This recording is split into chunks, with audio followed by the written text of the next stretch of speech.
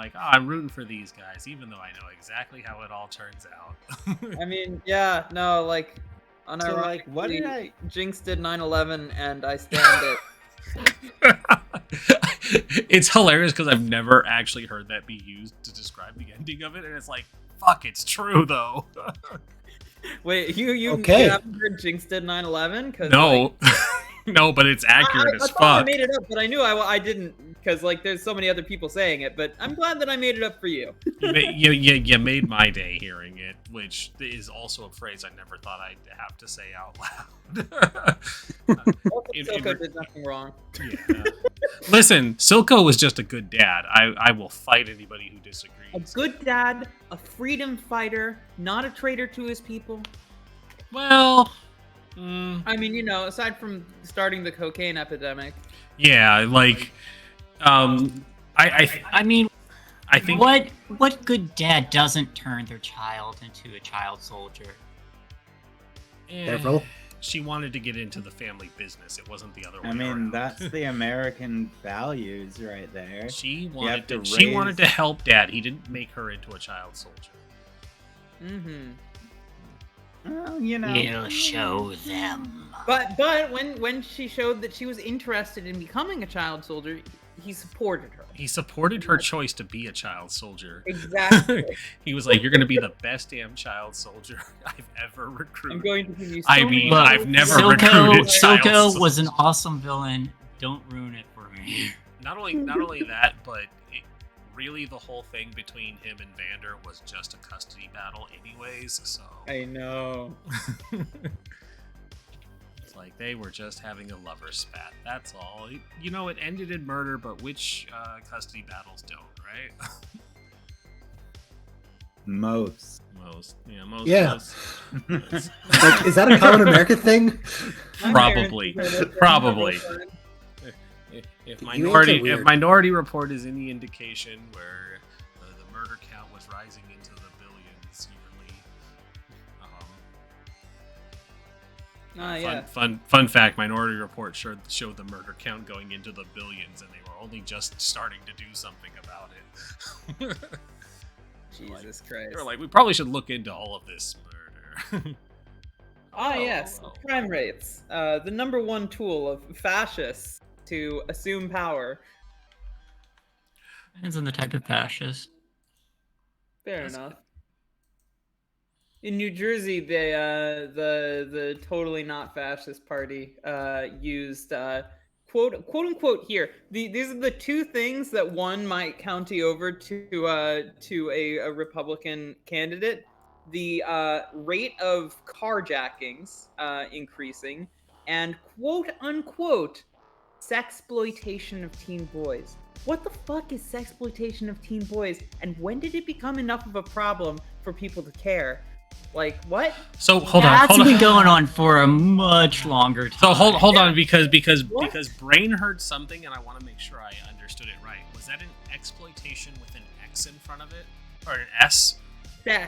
Sexploitation. There's literally billboards So yes, exploitation with an S in front of it. Okay. Mm-hmm. Just you know, they're like, yes, human trafficking is a problem, and it is not gender exclusive, but wow, just somebody somewhere thought for a marketing campaign, we need to hashtag exploitation and then put a bright red S in front of it to really invoke the fear mongering of the thing that our party does on the regular. But it's like, just remember, it's those other people letting trans use bathrooms that's the real problem. Exactly. Oh, I did see one of those stickers at my airport that said a trans person used this bathroom and nothing caught on fire. God, nice. Oh, I love that. Nice. Swag. That was great. I was very happy to see that, because like I saw like one of the posts that was like going across the Bible Belt and slapping these stickers on every bathroom we visit. It's just like, yes. God, I love that. Yes, I should get some of those stickers. Stickering bathrooms is praxis. I don't care.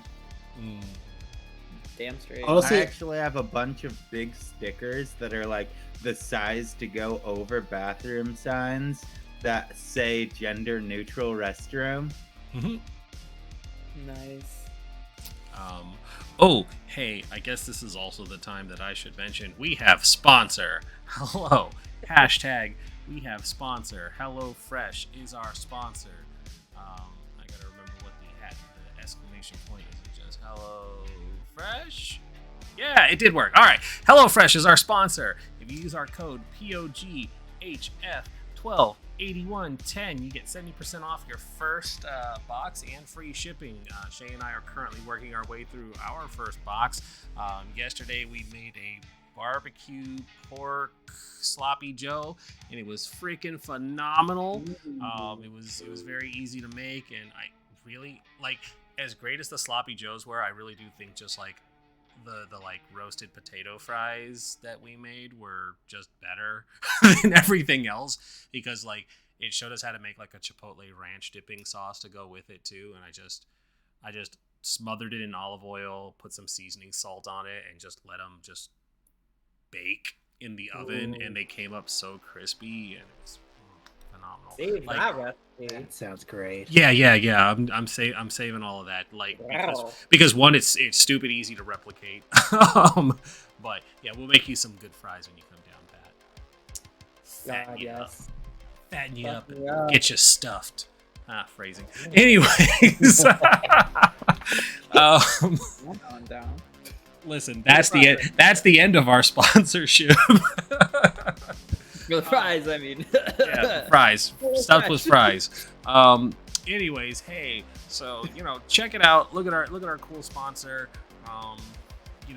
Buying one really helps us out, because the like turnaround return on what they give us is stupidly good too.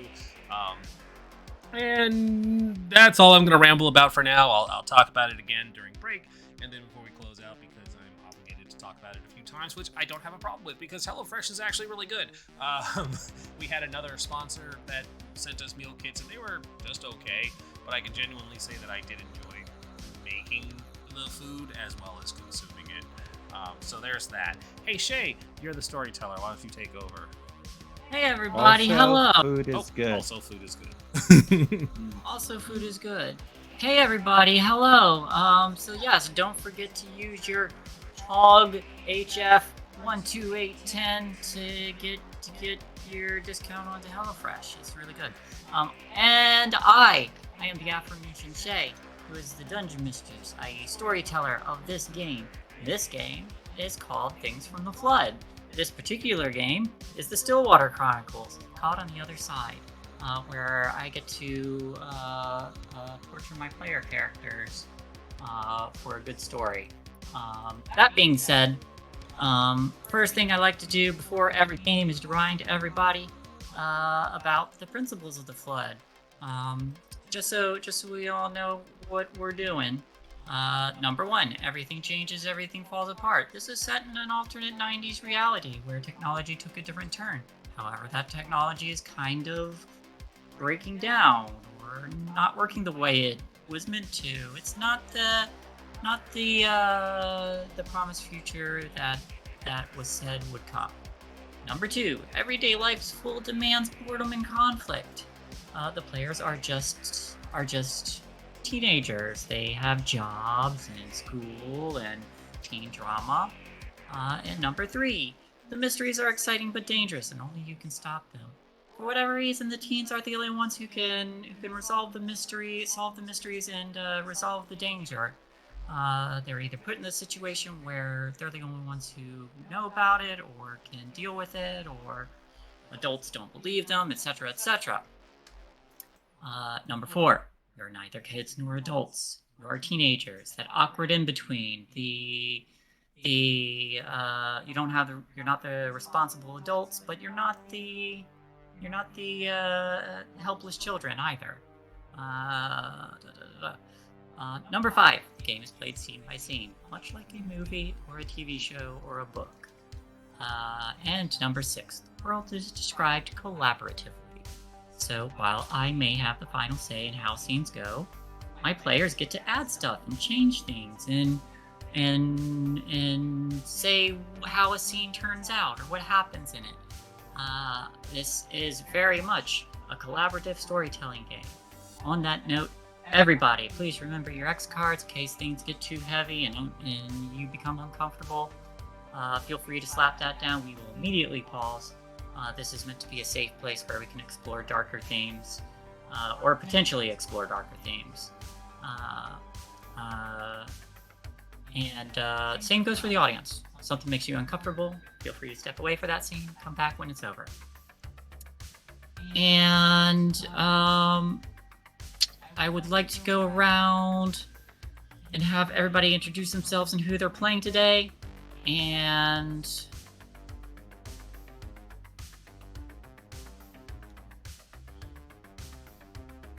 what is each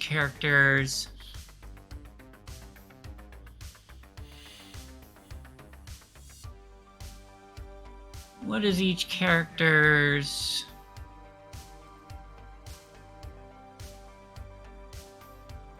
favorite hobby? Might be easy for some of you, but or if it's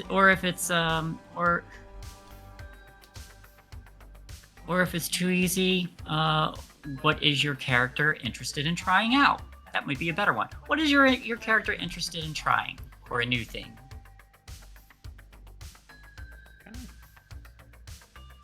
Suppose I'll start off since I'm talking, I guess. Unless you have anybody you'd prefer. Nope, you can start. All right. Hi, everybody. I'm Pat, aka Spider Queen Long on the internets. I am playing Tracy, the party gal, and yeah, she's a bit mopey these days, a little bit more of an alcoholic than even before, as she's trying to deal with a lot of shit and a lot of shit cycling back in on itself. Basically, the shit has hit the fan quite a while ago, but somebody closed the fan off, and it's just fucking rotating up around in that bitch, you know? Not a very pleasant fan. Definitely don't want to be the one to open it. Anyway. Let's see. Tracy's hobbies. Aside from fucking and drinking, she enjoys, I guess at the moment, looking for things to do in Pittsburgh.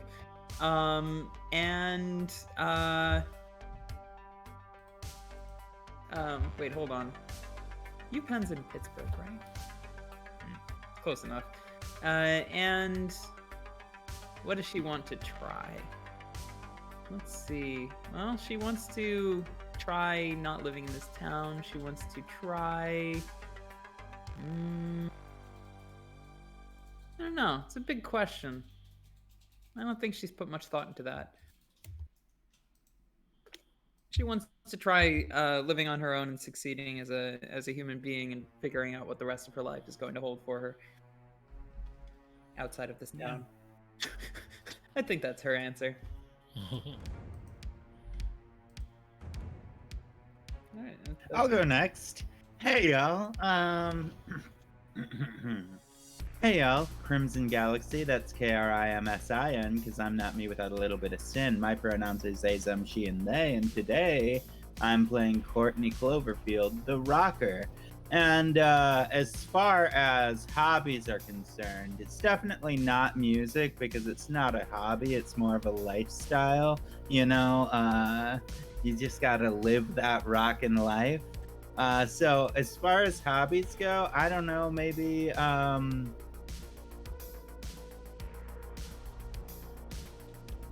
I think she has a penchant for acting that she hasn't gotten into, but she'd like to.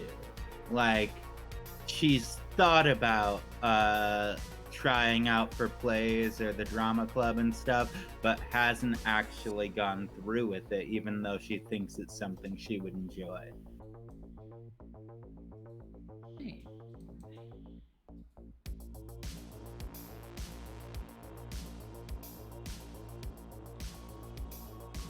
Next. I guess I can go. Hi everybody, I'm Zaunis, twitter.com and tumblr.com/Zaunis. tabletop RPG, not safe for work artist. And I'm playing Jermaine Elliott, the Truth Seeker. And I guess as far as hobbies go, Jermaine tends to just do whatever hobbies pop into her head. She's very solitude, but I guess something she'd probably want to try is, oddly enough, ventriloquism, because it's yet another barrier to like avoid direct socializing, and like that already gives her the heebie-jeebies. So being able to have a different mouthpiece for her would probably be fun for her. Interesting. Corpse drawings. I guess I'll Don't go use next. the corpses. Hey everybody, I am Doogler93 on Twitter, Twitch, Mastodon, and I guess Tumblr? Maybe, I don't know. Blame's honest. I stream art and games. Joe's current hobby is, if you couldn't tell, is art. Like with pencils and everything, but I think she kind of like to get into like sculpting. She hasn't actually touched that one. Cool. Learning things about her character. Hey. Yeah. Mhm. All right. Last but certainly not least is hi, I'm Rindis. I talked earlier, but I am playing Astrid, the Motorhead. They have a sweet van. They apparently know things that they're not sharing with the group, and they would like to experience.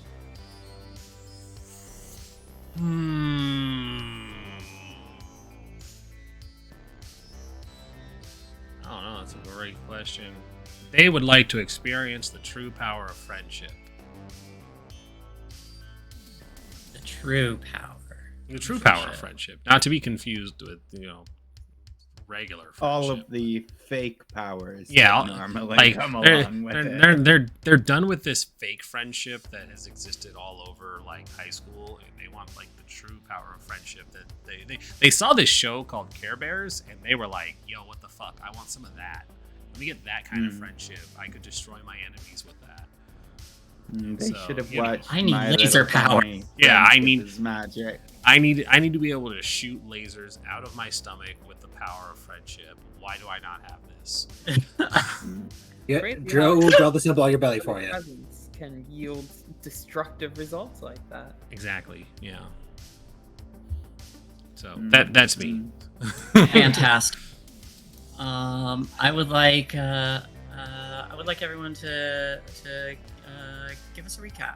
Tell us what happened last time. Let's fill Sin in. Yeah. Before the recap, I just want to say that apparently the Care Bears in German is Glückbärchisch. You Glückbärchisch. Glückbärchisch. Okay. Oh, Does I'm that not gonna try to say translate? that. I was like, does that translate to anything hilarious in Is English? it luck? No, it literally means like happy luck bear or something Yeah. like that. That's actually still kind of cool though. Yeah, Like, Glück auf is a German mining expression, which means good luck in there, pretty much. don't die. It's probably as direct in German to English as you're probably gonna get as far as TV show titles go. Mm, Sidebar over. still pretty good. I like it. Thank Yeah. you. Yeah, that's cool. I can start the recap off if you want to pop in at certain parts. Collective go. retelling, sure. So, firstly, the most important thing is we named the creature Lickaboo. That is the Oh, most yeah. The important. most yes. important thing. Astrid drove us to a more secluded part of the fencing area where the quarantine zone is, and we were all ready just to kind of get out and like shoo him off to the other side and not worry about it. But there's a fucking android. What? Basically, the Terminator bursted out from the other side of. I'm not sure if it was it the other side of the van or was it the other end of the quarantine zone? Other side of It the was the van. other side of the van. He was Yeah, following the other us. side of the van.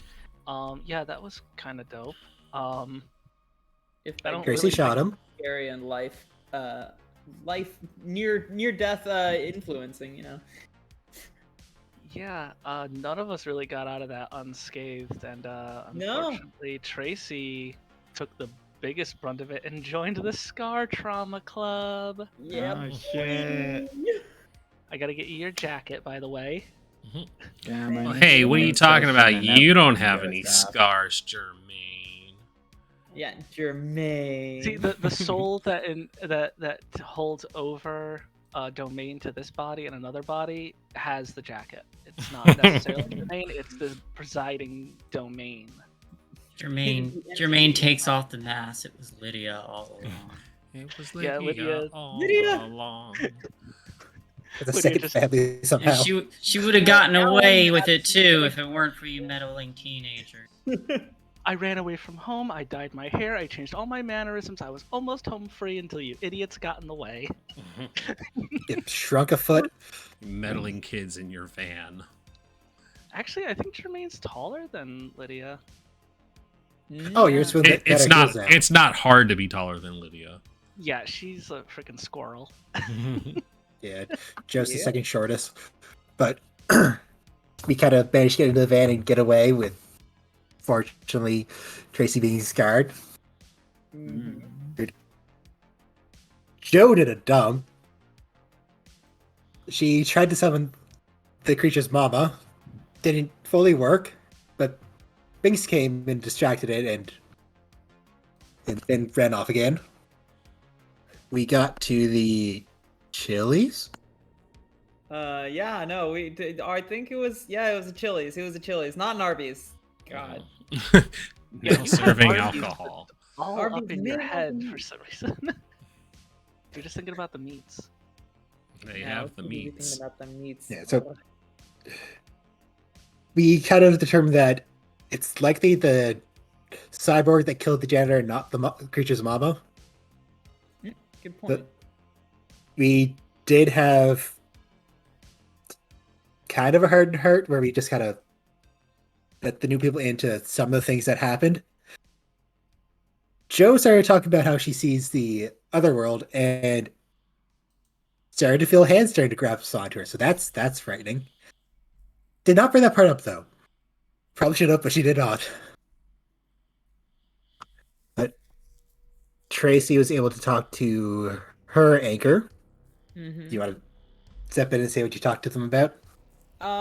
Mostly I just cried about things repeating themselves and definitely indicated that I was in some very serious trouble that any normal person would probably be like, hey, that's not cool for a teenager to be in, but this guy was just like, shit's rough, buddy. Which is exactly what I needed. Well, he thinks you're over 21. True. God, you're right. Yes, he's my bartender. Forgot about that. Yes, he Yeah, did not he think I'm a child. He probably thinks I'm an international drug dealer. May still be accurate. It's probably going to be accurate eventually, but Oh, Lickaboo's home is now Joe's bag. Forgot that. That's also very important. what happened? I said Lickaboo's home is now Joe's bag. Or Joe's Yes. bag is now Lickaboo's home. We also had to leave the Chili's when it started eating food off the floor. True. Yeah. Somebody wasn't watching it. I was Was it tending me? to a broken I don't know. Tracy. It was somebody. Yeah, it's a toddler. You can't contain a toddler. No, but you have to watch a toddler. I have watched Joe it. managed to talk to her anchor and confess that when she's in danger, she feels more alive than otherwise. And the advice they gave her is essentially that be careful, don't go looking for risks, but it's not wrong if you do it safely. And I believe Astrid and Tracy stayed in Astrid's van then at Germain's funeral home. Yes. Yes. She was a little too drunk to go home. Or do it. And that's kind of where things ended. Oh, Joe also went home. Yeah. So I feel like the scene kind of opens with a group of people sitting around a monitor, and they're reviewing this this digital feed. And as the camera moves a little closer over the shoulders, we see on this monitor is the vision that this cyborg had following a van, and the sound of someone steps forward. You don't see their face with them overshadowed, but one of the people sitting at the monitor kind of spins around and says, "Looks like it was. The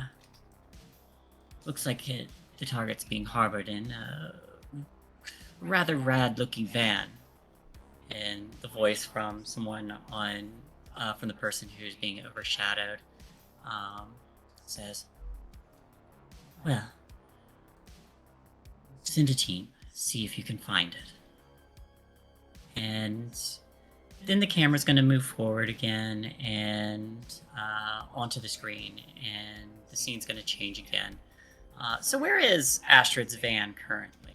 Parked in the driveway. All right. So it's Astrid and Tracy who are there, and then Germain's, and then everybody else is at home, correct? Yep. Mm-hmm. All right. So let's start with you two. Was there anything you wanted to do at the end of this day? Drunky? Or are you going to Turn sleep? on water. Give you a water bottle. Oh my god, I hate my camera today. You know what? I'm just gonna use my low quality camera. Unfortunate, but I'll try and get a better camera by next week. This Still one's looks good. finally Oh, in fine. real Yeah, life. once it focused in, it happens. looks okay. It happens. Okay. Anyway, Water bottle. yeah. So she's drinking water. Lots of water. Depends entirely on how long after we left off this is. Is it an immediate cut, or is it like the next morning? If it's the next morning, you're gonna have to get ready for school. Right. Yeah, it's the middle of the Well, night. Probably middle of the night. So she's drinking water and trying to not have a hangover tomorrow morning. Fuck. You Thank you again. you drink for this letting heavy me every know. time? Sometimes. Hmm.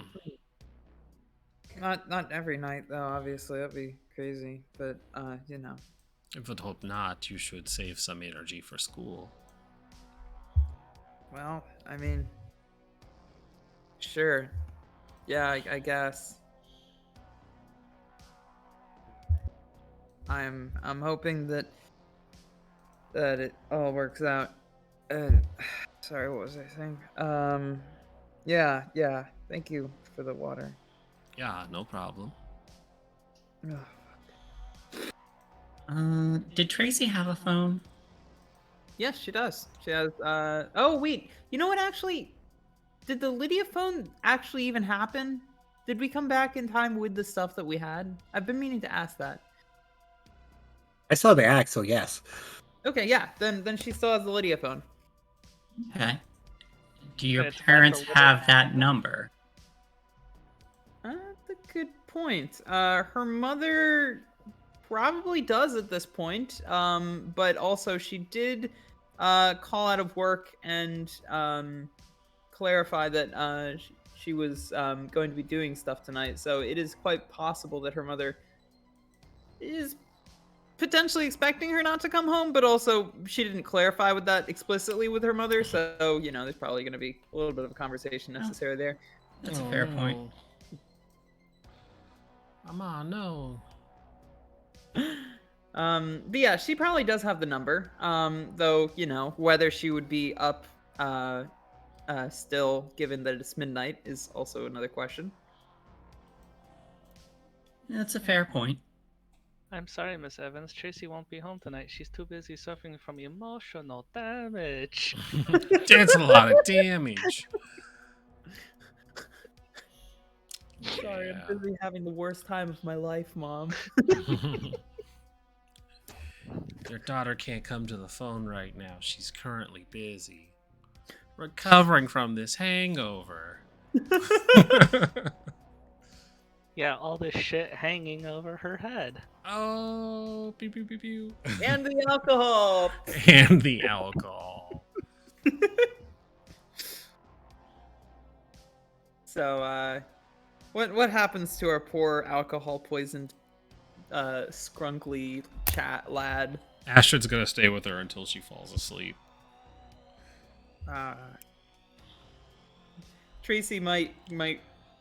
How close are you staying? Because Tracy is definitely a cuddler, and the I am cat, you have lap instincts totally kick in when she's drunk.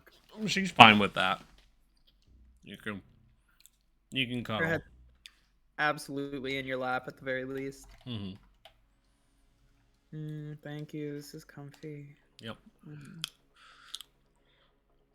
And she does wait probably 30 minutes to an hour after she's fairly certain that the alcohol has put her out, and then she just casually replaces herself with something soft and slips out of the van.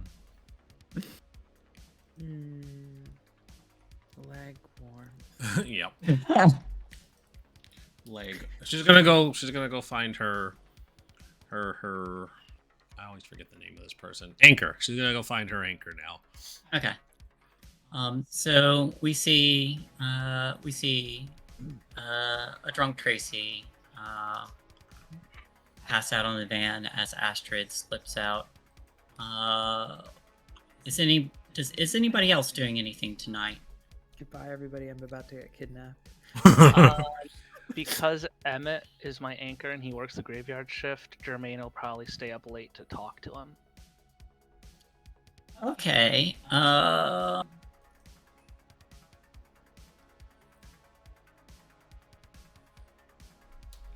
Specifically the graveyard shift. The graveyard shift at the graveyard. Yeah, that's actually funny. It's just convenient. I would like...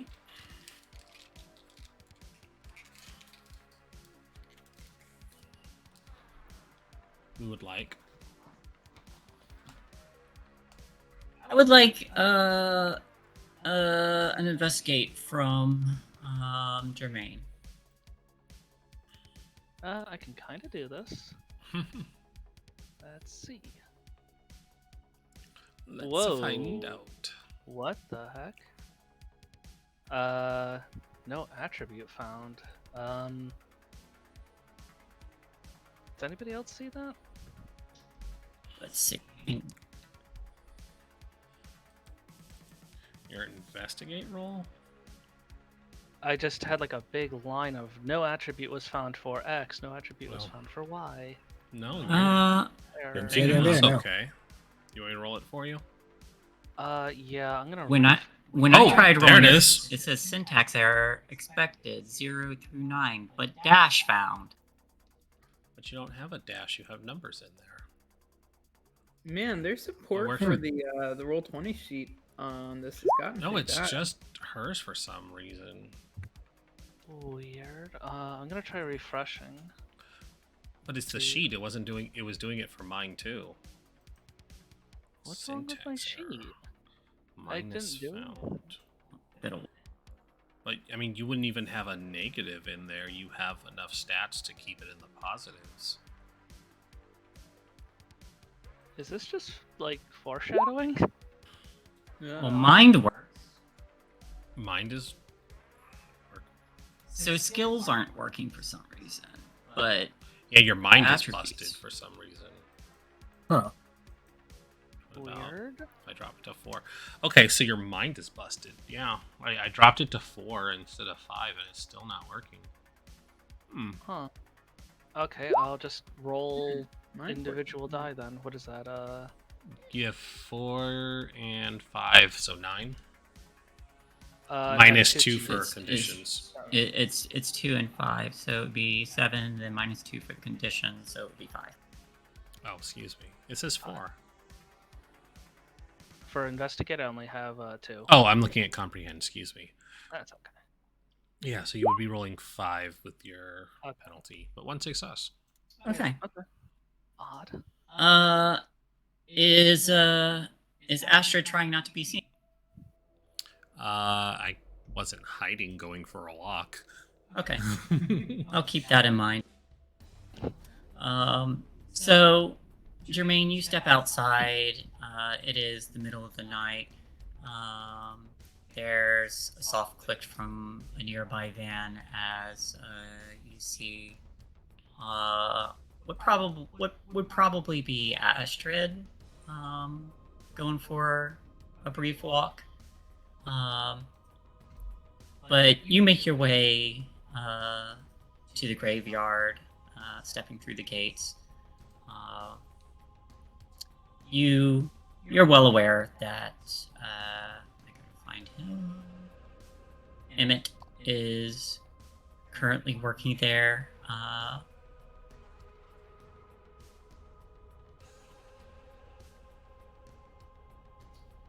Could you describe Emmett one more time?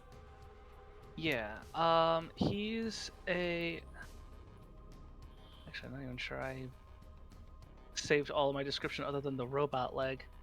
But I think in my head he was kind of one of those guys that sort of has the spindly legs and the small like waist, but he's got like the big triangle top. Like he's got like all arm muscle. Little like blue in the face. He doesn't get a lot of sunlight, so it's just kind of pale, and you could see the veins in his neck and his face and his arms. He's got a very like toothy smile. It's almost like kind of freaky, but it's like a genuine like nice smile. But he does look like the stereotypical kind of like old guy, little loose in the noggin, wandering around a graveyard at night. But he's actually doing a job, and he does it well. He's very what's the word? He's very diligent. You know, he doesn't really screw around much. He's got a task, he does it, bam. Yeah. As you're wandering the graveyard in search of him, you hear him before you see him, and you just hear, "Now, Georgie, you know you shouldn't be littering like this." And as you round the corner, you see him picking up various cards and that were left, and then like looks over to another grave and says, "See, why can't you be more like Jonathan here? You know, they got flowers, biodegradable, much less littering." People don't usually tend to care what they leave at the graveside of a loved one, Emmett. No, they don't. It's all in the heart, though. It's all in the heart. You just, have to pick up moldy Hallmark cards every once in a while. Oh, try every day. Do you want one? He holds out a moldy Hallmark card. It just says, "Hang in there, baby." Unless there's some money in it, I don't think so. Oh no, nobody leaves money anymore. You'd think that they might want to leave some coins for the ferryman, but nobody believes in that anymore. Exactly. They talk about tradition and that they forget some of the coolest ones. Well, Anyhow. You're up awfully late today. Yeah. Because I got a big old problem, Emmett, and I think either you or Dad probably have some answers. Well, come on, let's talk to Charlie here. And he sits down on one of the headstones. Excuse me, Charlie. Okay, and Jermaine fishes through her bag. and pulls out the drawing that she had asked Joanne to sketch up of the cyborg-looking guy. I know this is probably like really rude, but I don't know who else to ask. You actually have some of these prosthetics and stuff. How many people have you seen that have come through here that you've buried that had a lot of prosthetics? Oh, and he takes the picture and kind of looks it over. I've seen some with a few, but never quite this many. Okay, so that is abnormal. Okay, because that thing was just following me, and before she says the word friends, she just sort of like, classmates. Yeah, following me and a bunch of classmates this evening, and Oh, is that a cannon on his arm? yes, several, I believe. It did a lot of damage to me and my friends' classmates. Now, who on earth would need a cannon for an arm? Pirates. That's what I was wondering. And the even worse part was she fishes back into her bag again for that prior prosthetic, and holds it out to Emmett. I don't know if Dad told you, but the other day at school there was an announcement that there was some wild animal hanging around the school and that we had to be careful. And something got someone, and they were in pieces. I mean pieces, Emmett. Yeah. I'm talking cremation pieces, because there's nothing to put in that casket. To shreds, you say. Heads, you say? Professor Farnsworth, look! And she hands over like, Oh my, no. this is one of the last things, the only things that was even left of them. So I don't know if any of that's coming to the house at some point. But I just listened to my Magic 8 Ball and it got me caught up in things.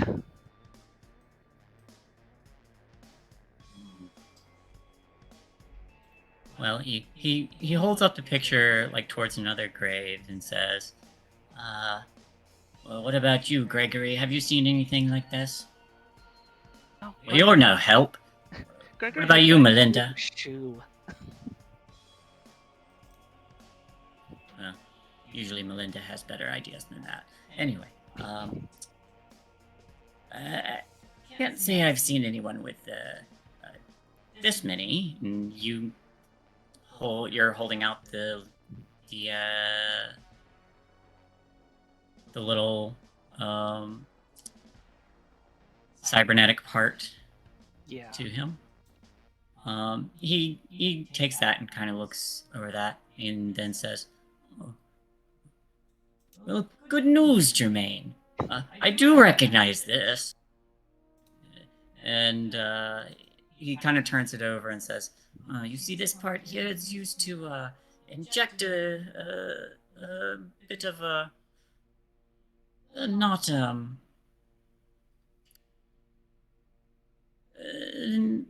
it's used to implement certain hormones for those who have lack thereof up around the thyroid. Interesting.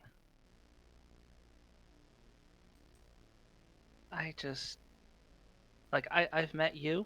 You have a prosthetic. I've helped prepare a couple people for burial that had prosthetics, and this is just outside of the realm of what feels like. I don't think that if there's a person in there, they probably shouldn't be alive or walking. Some would say they're more machine than man now.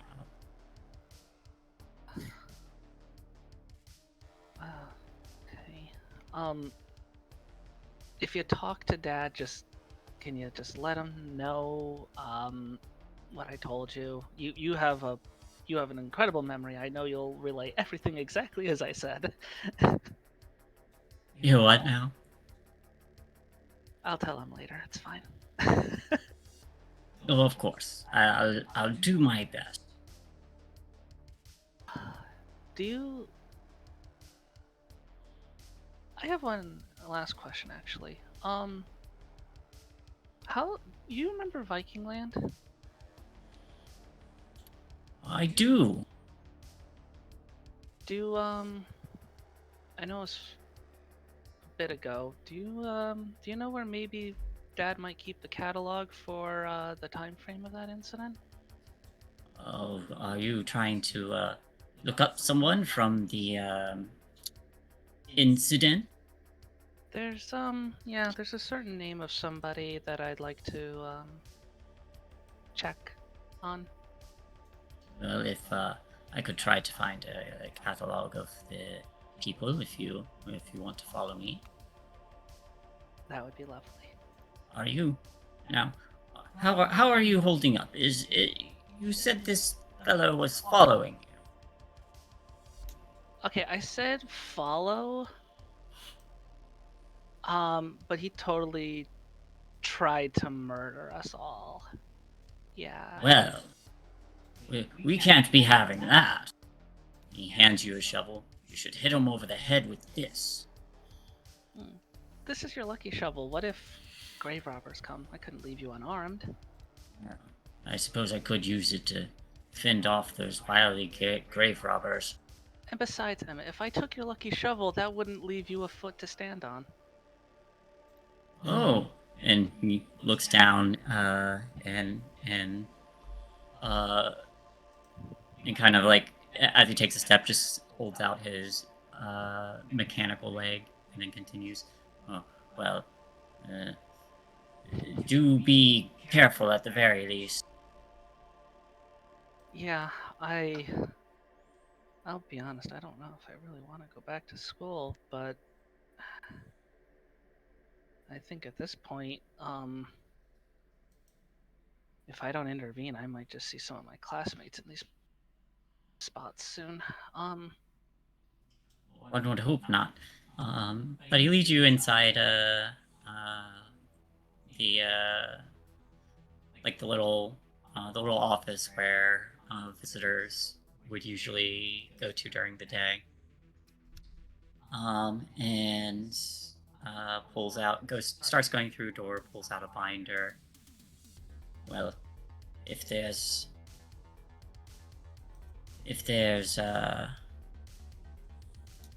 is someone out there trying to do harm, you may have you told your parents? Not really. I've been out most of the night, and by the time I got home, I think they were already cozied up in bed. I didn't hear a peep from them. Probably try to talk to him tomorrow. I want to hopefully warn Dad that there might be I reluct to say a body coming, if he doesn't already know. Well, you may well, you know what? I'm sure that a potential murderer a discussion of a potential murder could wait. Surely nothing bad will come of that. Yeah. Remembers every murder movie that she's ever watched in her life. How simply saying something earlier would have prevented all of it. But he goes, as he's flipping through different folders, he pulls one out and says, here we are. Pretty hefty one too. I had to use 3 folders in a binder for this one. And it's a rather thick folder. Yeah, that looks like it did the job. There were so many bodies at the Christian youth camp. Yeah, I'm looking for a particular name.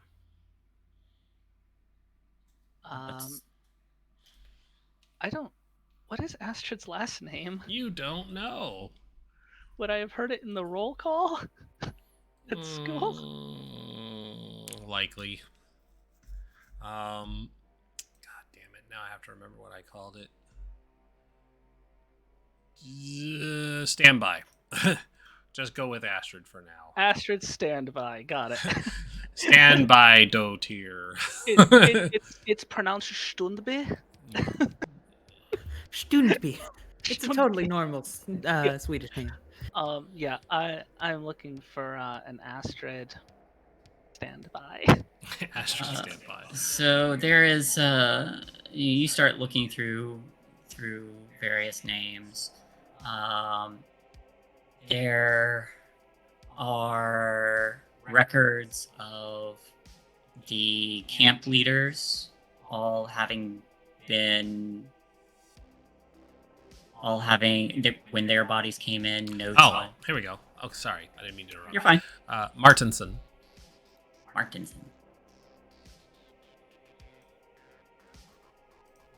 But there's notes on what happened to some of the people at this youth camp. All of the camp leaders came in the most mutilated, I guess I should say. There were some bodies that showed signs of conflict, but the one in charge of the youth camp was blood-eagled, which is a method of sacrifice to Norse gods that entails them being strung up and their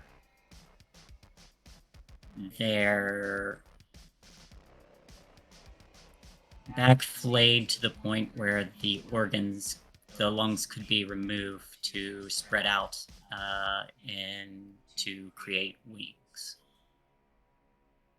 Very grisly. But there is no Astrid Mårtensson with the bodies. She did not die. That would have been awkward.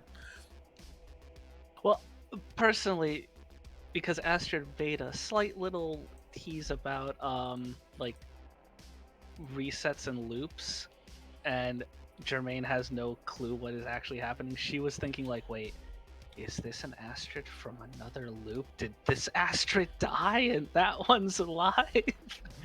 So that's what she was digging for. Okay, well, that's good news, but also, wow, I'm not really gonna probably be able to unread what I just read. Whew. Wow. How have you handled all of... Because you were working at that time, weren't you, Emmett? Oh yes, there were a number of bodies I had to put away. They were torn to shreds. Some of them, anyway. Others just looked like they died in a fight. Well, I'm gonna go make myself a pot of black coffee because I'm not going to sleep tonight. But that answered all my questions. Thank you, Emmett. Oh, you're welcome. And he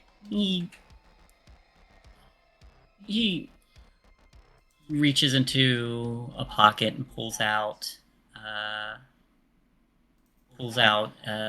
like what looks like a string of little baubles that are probably just treated as good luck charms. He takes one off and hands it to you.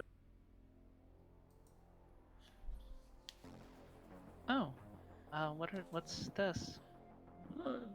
Treat it as a little token of protection. What would you say this item he gives you is? What was that? What would you say this item he gives you is? Oh, wow.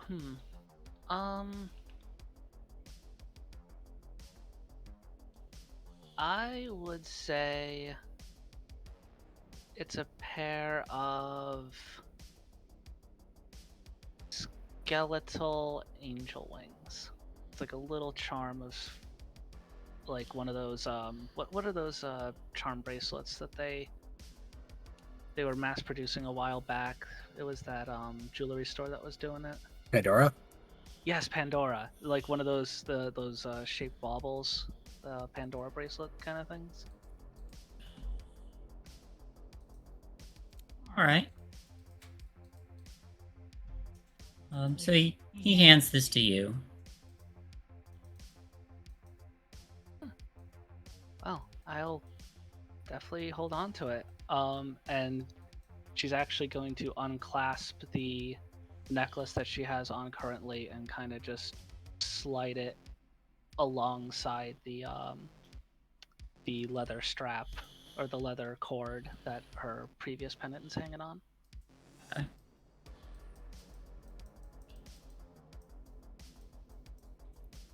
Well, hopefully it will keep me safe from whatever else is going to come along.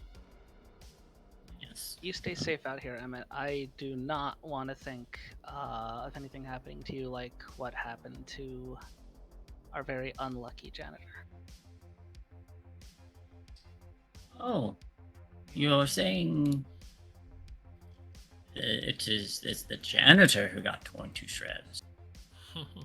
Oh, yeah. Yeah, One of it was many. the school janitor. Yeah, it was a mess. I suppose I'll be seeing them soon.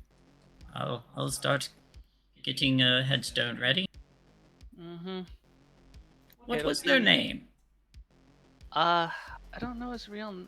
If was Lucky his actual name, or was that the nickname that he was given?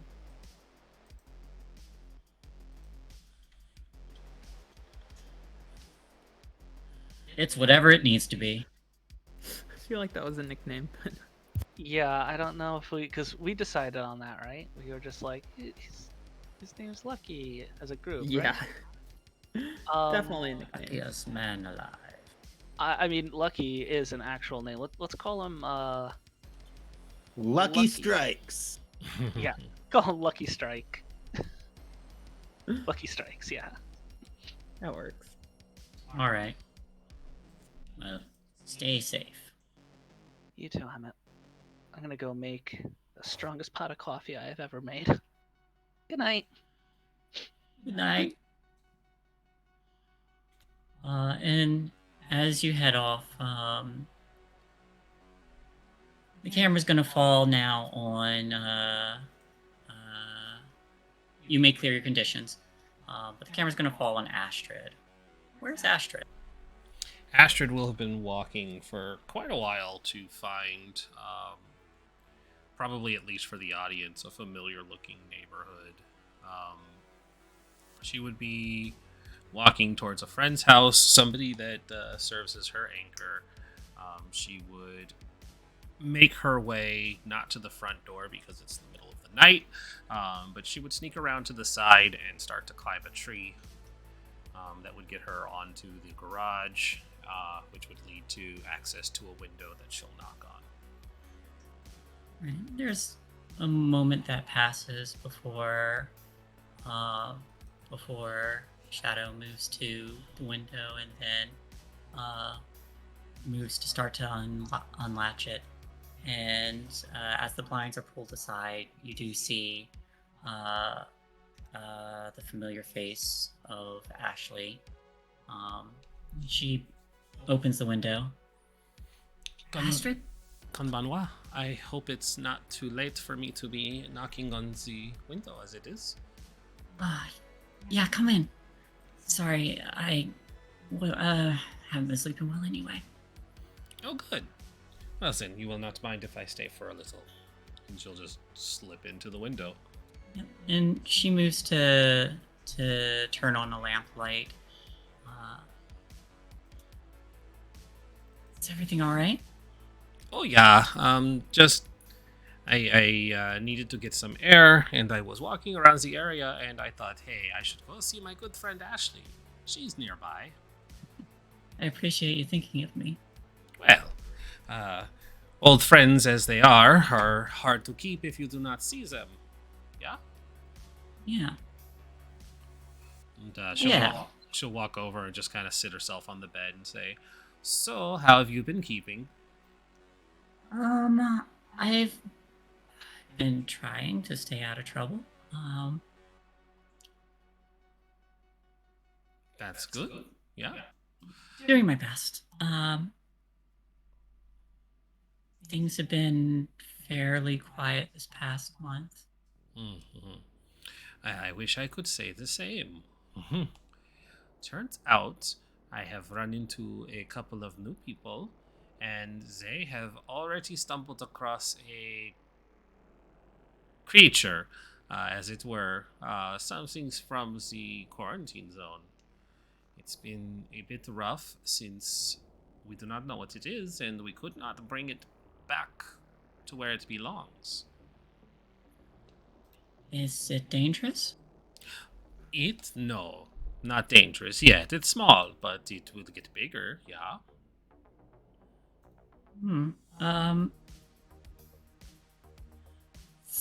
Okay. As our as long as it's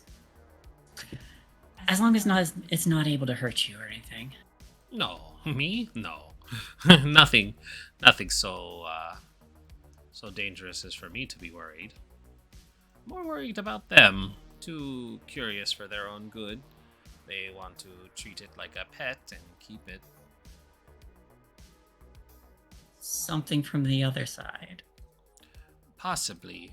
Not sure. We both know you have experience with this. I figured maybe you might be able to help. Memories are always kind of blurry, but I know there were weird animals living in the quarantine zone. Well, you have as many memories as I do. Hopefully, one of them could recollect something like this creature. But it is in the quarantine zone. We are certain of that. What did this thing look like? And she'll describe it. It's 3 eyes. It's little bleeping sounds. Did it have 4 legs? I feel It like had it had mini leg. I was like, like a millipede. Yeah, I was like, I feel like it has more. I actually forgot that it even had legs. I thought it was like a slug John for a bit, and then I'm like, oh wait, no, it's got legs. Yeah, it had legs. It had mini legs. Oh. Little strange millipede thing with 3 eye stalks, and it made little blip blip blip noises. And very strange creature. Not anything we've seen before. You see her kind of like leaning forward with her chin in her hands, like she's trying to think.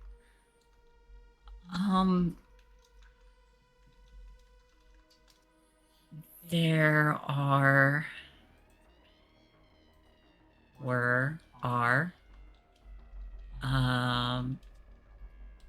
some photos that I kind of caught a glimpse of that my dad had at one point. Mm-hmm. One of them was some kind of bug, but I never really had a chance to look at them.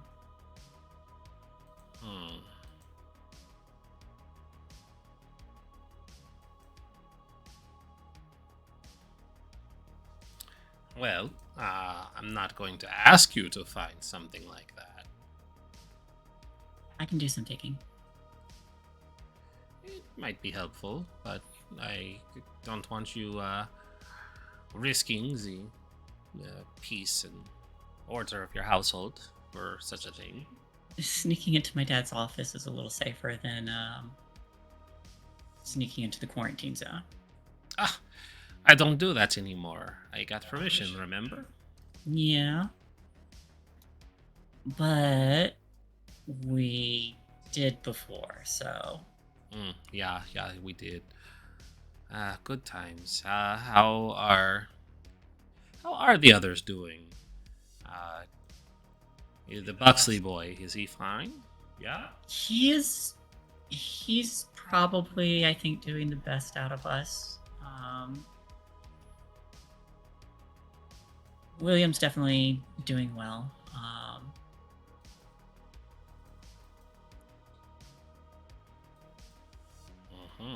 Sean, Max, they're both good, and I don't think anything can really shake them.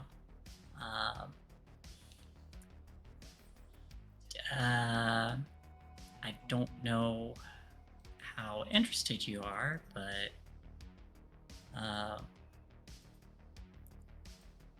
Signa has been going into her own little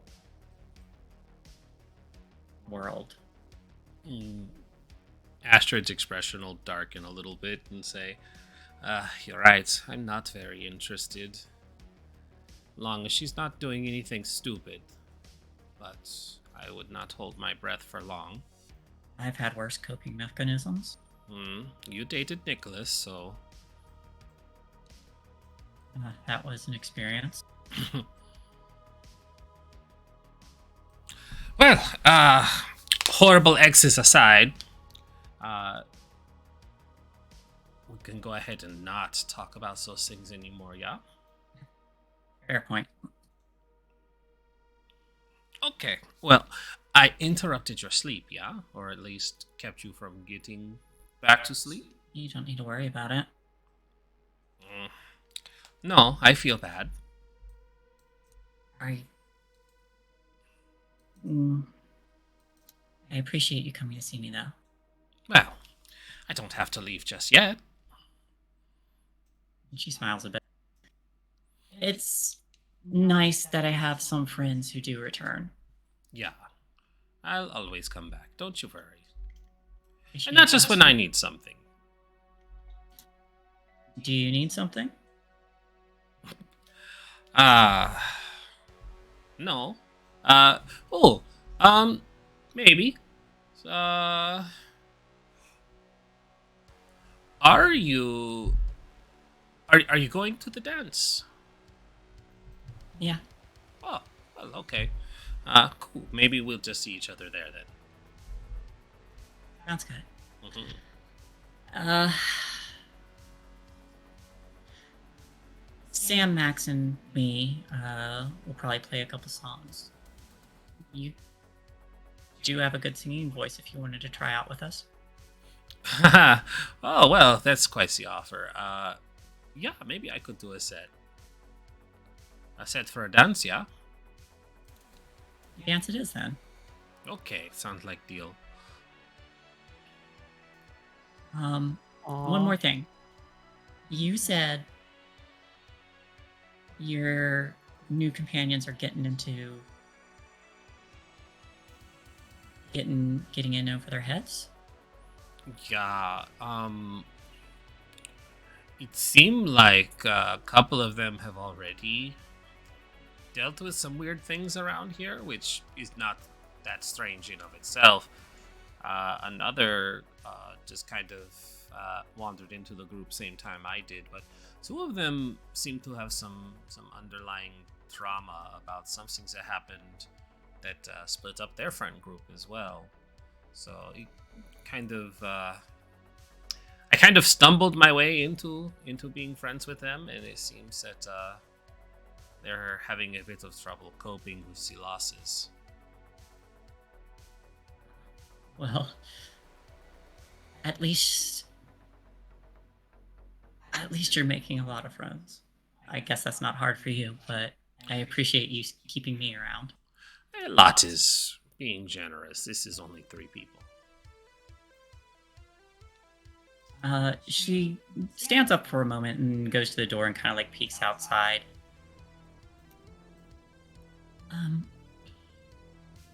Mom and Dad are asleep. Did you want to go sneak into the office? Sure. And she turns off the lamplight and gestures for you to follow. Go ahead and give me a sneak roll with a +3.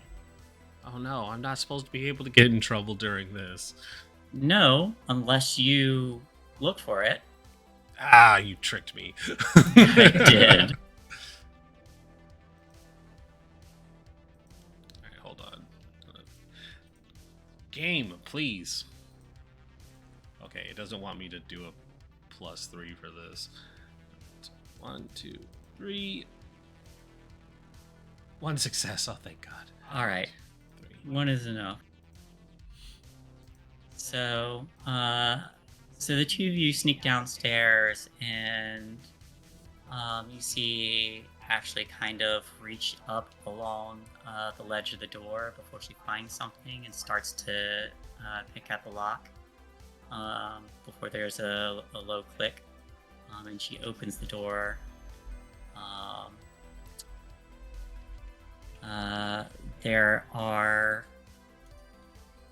There is a desk there, a number of drawers, some of which are locked. But she opens one that isn't locked, which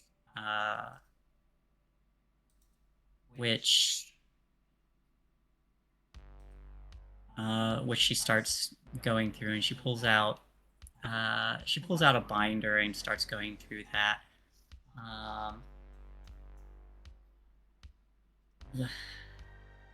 It's been a while since I've actually gone through these. But she flips through some of them, and she doesn't find the creature. But as she's flipping, you do notice one set that has a newspaper article in it that mentions a killer cyborg on the loose. But she flips past that as well.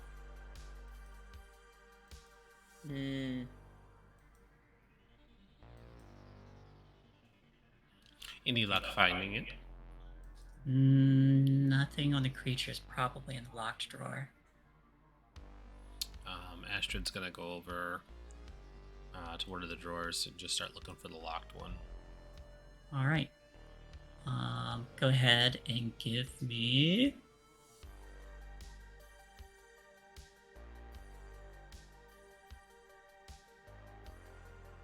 This would be a.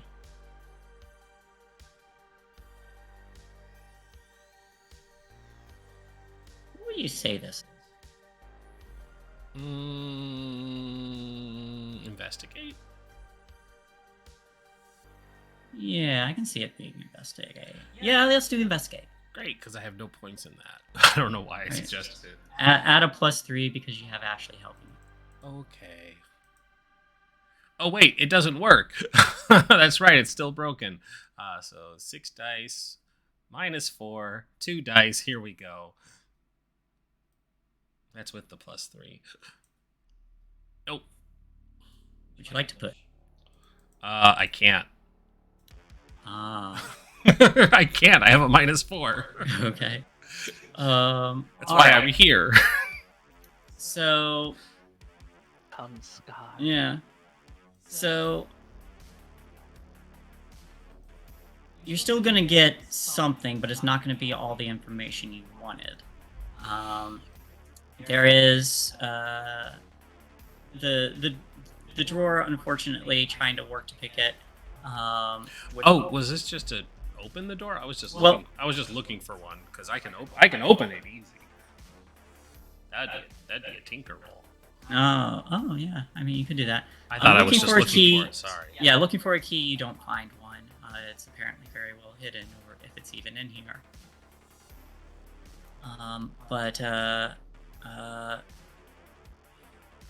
Going through here, or going through the book at least, that is available, looks like it's a lot of stuff that is fairly common knowledge. So things that have been in the newspaper, or stories that have been told. Nothing classified. The drawer, however, does remain locked, and you do not find a key. Alright, I will try and force it open. With picking skills.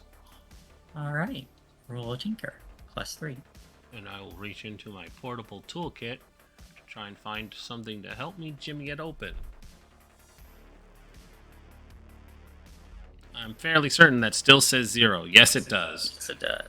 Alright. No, I will not push. Okay. So you try working this lock. This is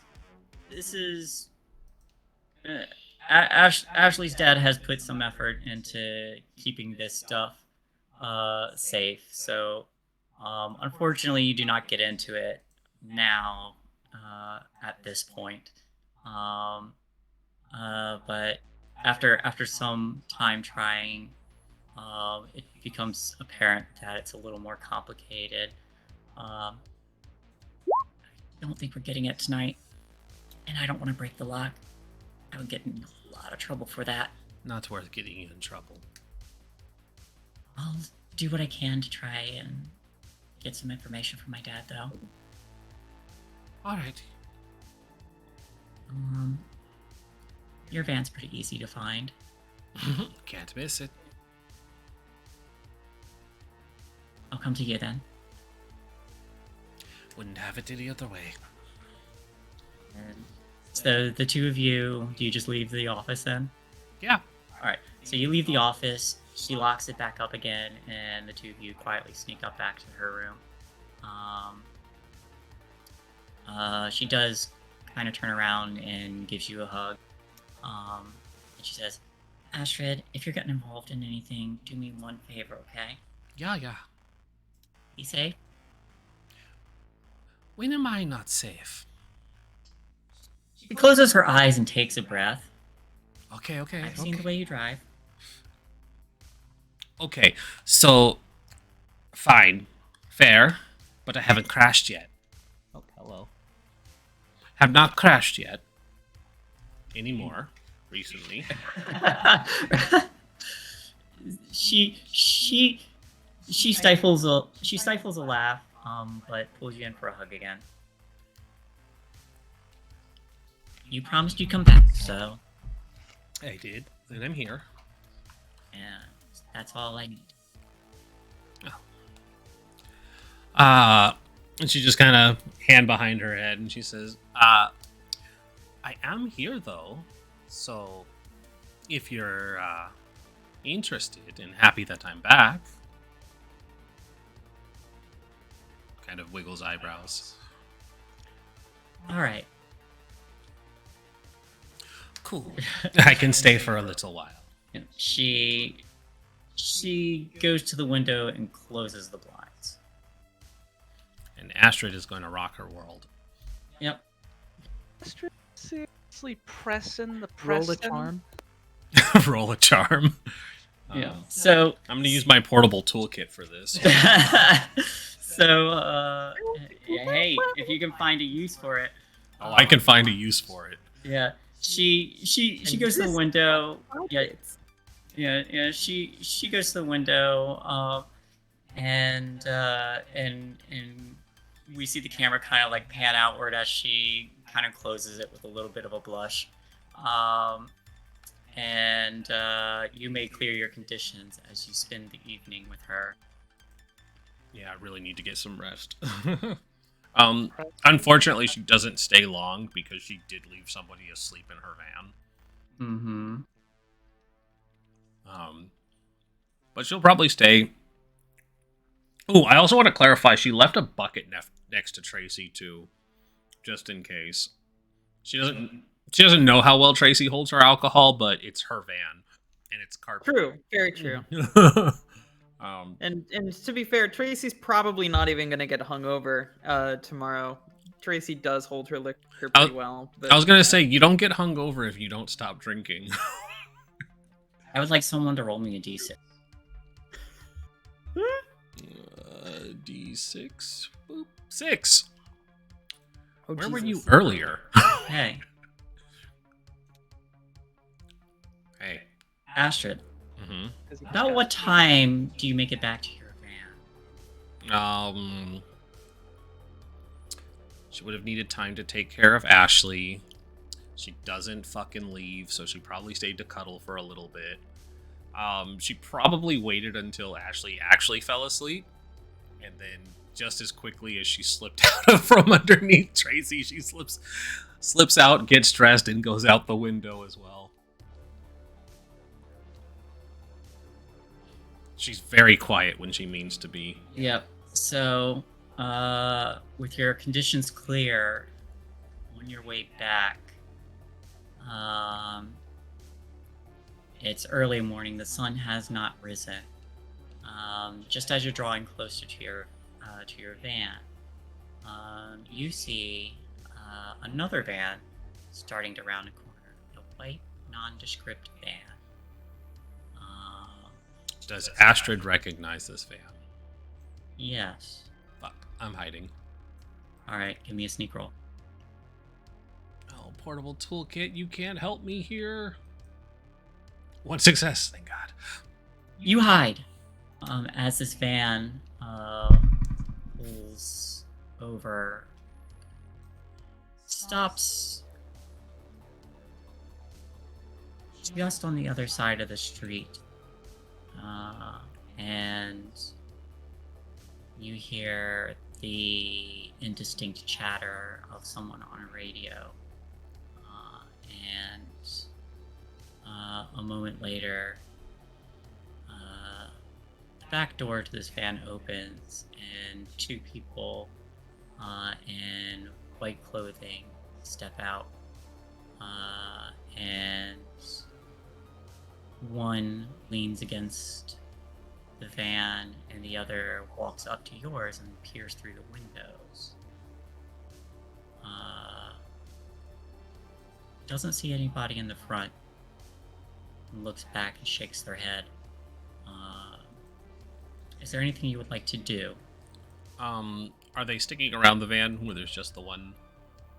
Currently, there's one person in the driver's seat in the nondescript van, one person leaning against the side of the white van. Oh, okay, so there's 3 people. Yeah. Gotcha. And the third is peering through the passenger side window right now of your van. Gotcha. Okay. I'm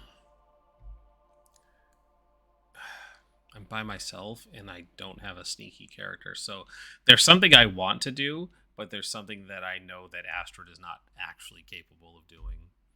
So I'm going to just say she's going to stay hidden for a moment. Okay. You notice the person by your van as they go and peer through the windows. They look through the front view window. Would someone sleeping in the back be noticeable? Through the back windows, yes. Okay. So after they peer through all the windows, you see them hold up one finger, and then another nods, and the person at the back of your van now reaches into a tool belt, and you see them lean down and quietly tuck something underneath your van.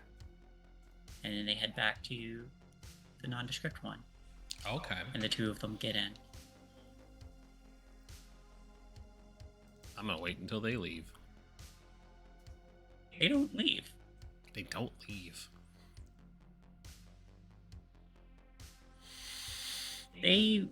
If you're gonna wait around, they hang around for a little bit. There's a little bit of chatter from inside, and then the van starts to move.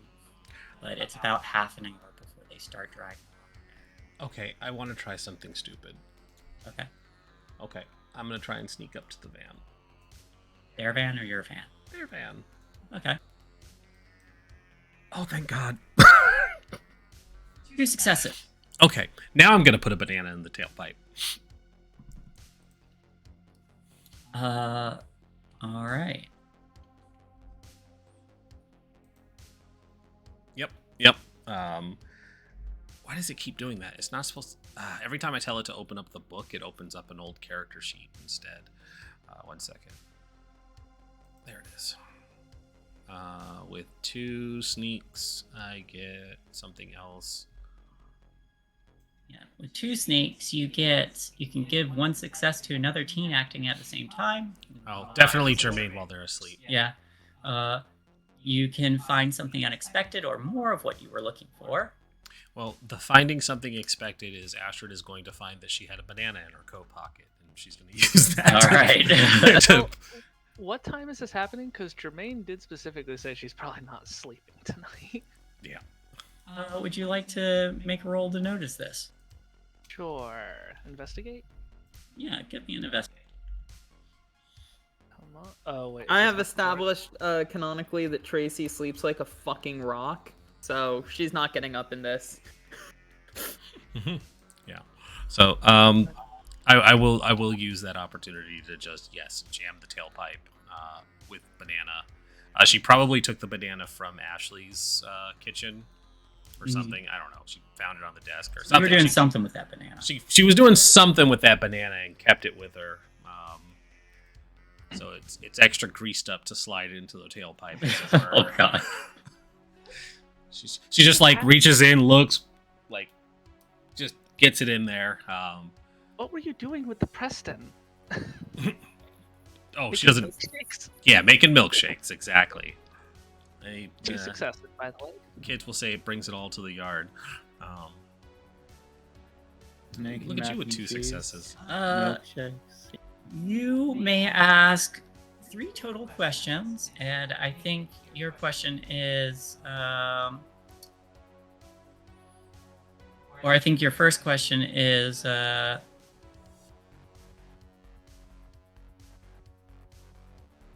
what is hidden here, or what threats can I perceive?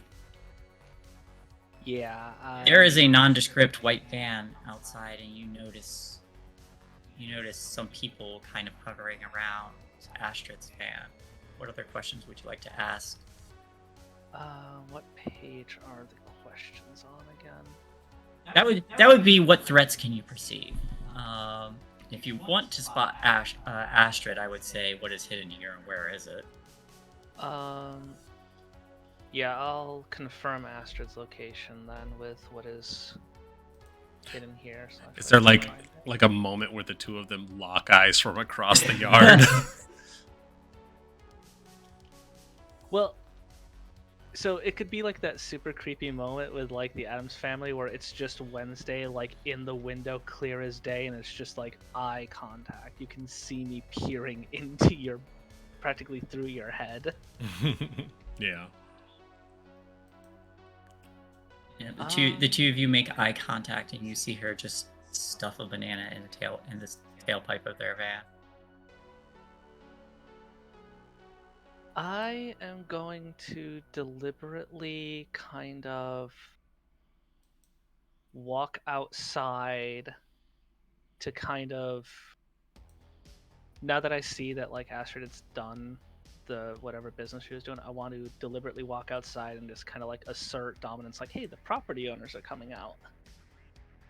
See if I can get a reaction from them. From the people in the van? Yeah, like if they see like one of the property owners coming out, like, why is there this van here? Are they going to stick around? Okay.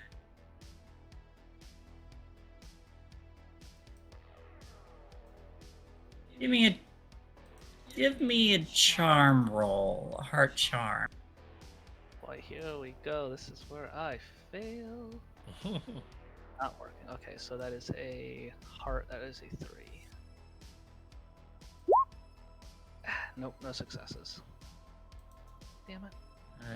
You go up to the van and ask this question as Astrid slinks past. Sir, it is 3 a.m. The fuck are you doing in my yard? Yeah. They kind of glance to you, and not intimidated at all. One of them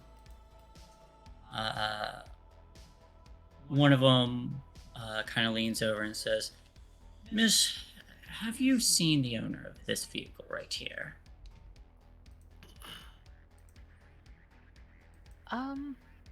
Not for a while, actually. Asked if they So could you park it. know who owns this vehicle? I know what they look like. I don't know them personally, though. Not friends or anything with them.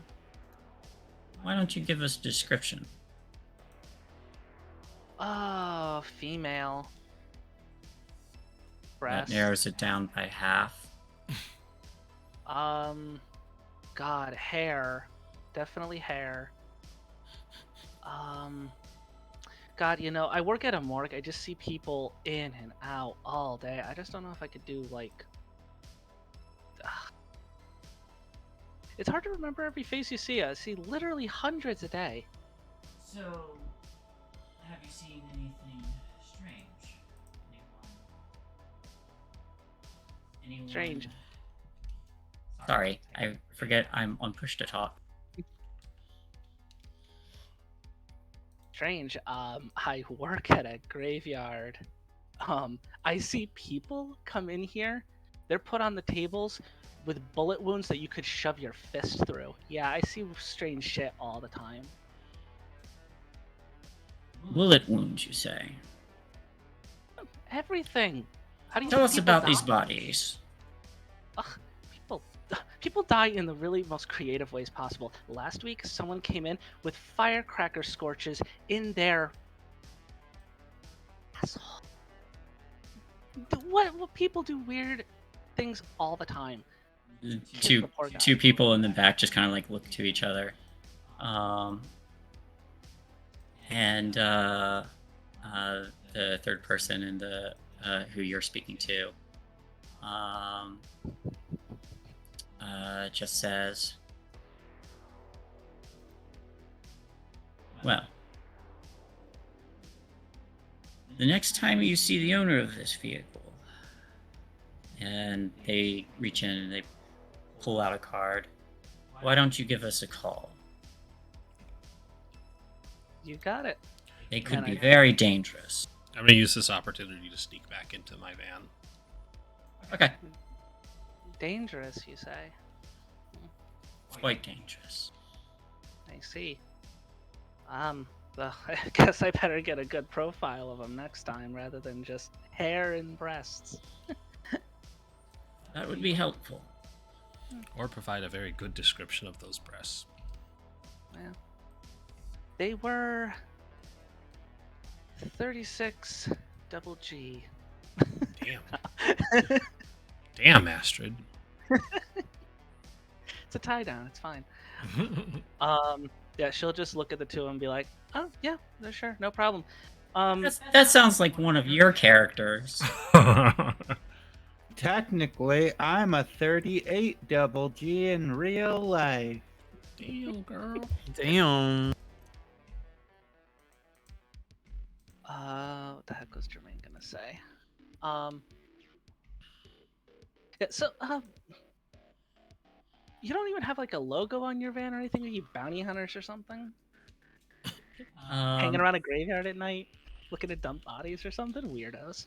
When you look at the card, it just has a basic number on it. There is nothing else on it.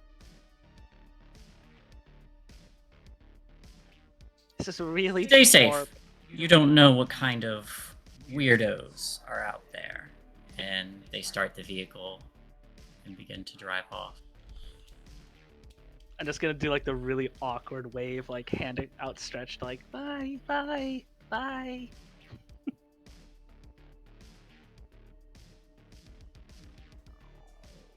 Tailpipe plugged with a banana. So Astrid, having used this opportunity to sneak into the van, is going to wait for Jermaine to hopefully go back inside, and then she's going to have the van drive away in the opposite direction of the white van. So that they have to make a full U-turn. I will. Is Astrid sitting in the front seat right now? Very nondescriptly and kind of hidden, but gesturing for her to go back inside. I'll take the hint from my investigation roll. I'll just catch eyes and walk back to the house and pocket the business card.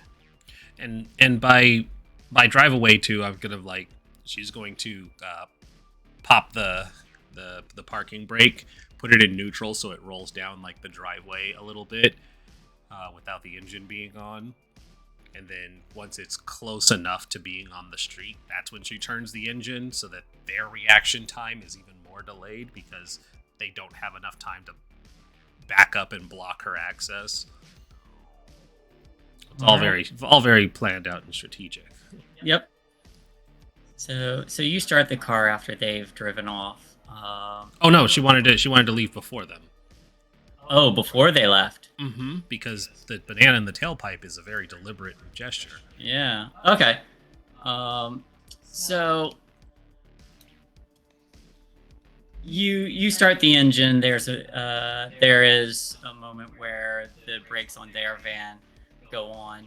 So what happens in this scene? You've already sabotaged their vehicle, so they're about to drive off. They're not going to be able to get their engine going because there is no way for air to vent out of the exhaust. It is literally going to back on them, and they are going to stall out and be stuck there. Yep. So as you're driving off, there's a series of curses from the driver, but you start to drive off in the opposite direction, and they don't even have time to turn. Jermaine, you've gone inside as their engine stalls and you make your way down the road.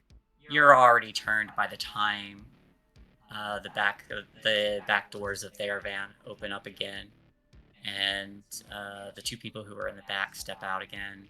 One of them kind of looks down at the banana in the tailpipe, and that's where we'll cut that scene. Where do you drive? She's gonna drive very far from here. All right. She's going to drive very far from here, and she is going to probably get to probably like what would be the like makeout point of this area, a nice little like hill overlook. Where she can park the van and be out of the way. But it's one of the places that doesn't just have like a single entrance. So if they somehow manage to catch up or get somebody else on her tail, she still has a way out. But she wanted to get somewhere secluded where she could go take a look at what they had placed under her bumper. All right. Is Tracy still out? She As peeled. established, Tracy sleeps. Like, She peeled out very quickly, so it would be your discretion if you woke up. I think she's asleep unless you want to wake her up. Okay. I'll say she's asleep for now then, because she drives very fast and recklessly, but Tracy's probably nice and drunk. Yeah, I mean, especially when Tracy's drunk, she sleeps hard, but like she usually sleeps hard as fuck. A hurricane could not wake her. Absolutely. Tracy's hard as fuck, especially when she sleeps. Tracy's hard as fuck. Okay. You know what I said. So you pull up to this point, you step out of the vehicle. Tracy is still completely out, and as you walk around to the back and peer underneath it, you see a small magnetic clip that has attached itself to the back underneath the back bumper, and it's got like a little blinking light on it. You, with your background in mechanics and technology, probably have a fairly decent idea of what this is meant to do. It's a tracker. Yep. Okay. She is going to... God, I wish I had something that could carry this off. She sings for her animal friends because she's a Disney princess. No. She's going to pop it off.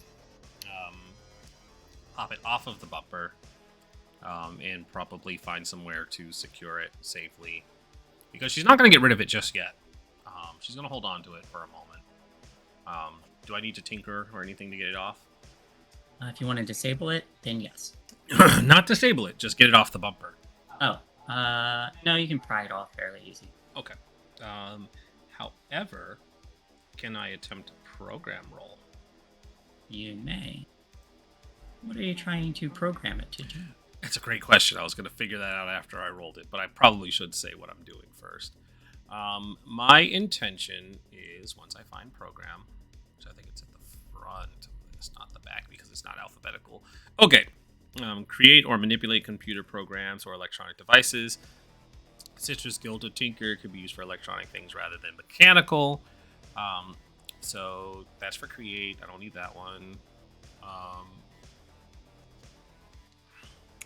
You need a certain item. You need to successfully calculate components for that. When you have what you need, you will roll to overcome the trouble of actually creating the thing. If the roll is successful, write down the object. But I don't want to create a thing. I want to change a thing. I think I just say what it is. Then. Yeah, you'll be changing a thing here. Okay. This is a manipulation effect.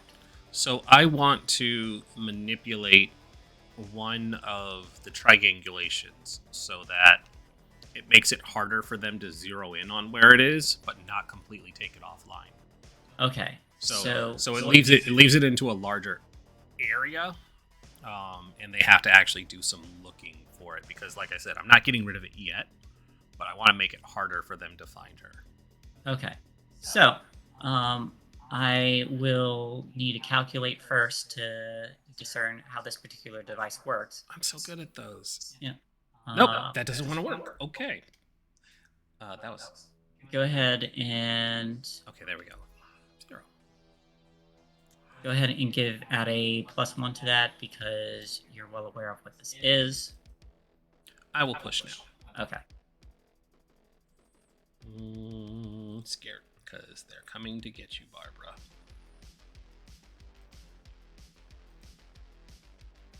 I keep hitting contact, which also isn't working, by the way, guys.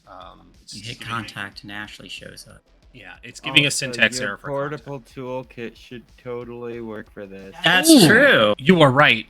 Let me roll those first two before I mark that. Thank you. I didn't even think about that. Nope. Okay. Now I will mark condition and that rolled tinker. Let's try this again and stop failing at it. Okay. So portable cool kit. Lap. Still nothing. Okay. Once more. Scared. Reroll. 2 successes. All right. So, I'm going to give you some information on this. You already know its purpose, but now you know exactly how it works. Would you like to ask another question? Like, who built it? I have an idea. Yeah, I figured. Can I take the bonus effects? You do take the bonus effects, so you may add a +2 for those bonuses, and a +2 from your toolkit. Okay, so I want it to do more than expected, in which case it's going to...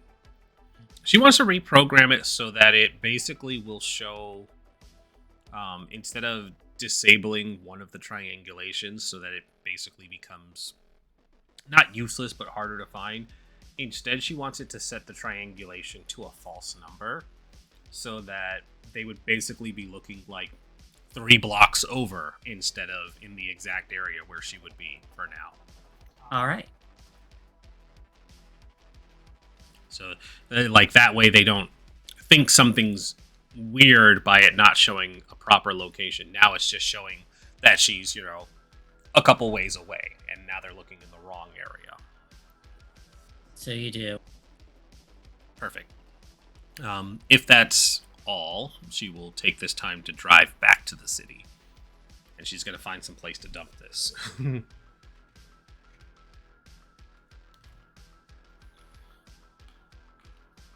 Alright. So driving back in the city, easy enough. You said you're looking to dump this. Yeah. I'm going to find a vehicle to slap it on instead. Okay. More importantly, she's gonna wait until they get to like a light, and if there's another car of like some drunk college kids or something, coming back home from the bar, she's going to very casually sneak out and slap it to the bumper of their car instead. I'm gonna say with your successes, you can do that. Okay. So, as Astrid,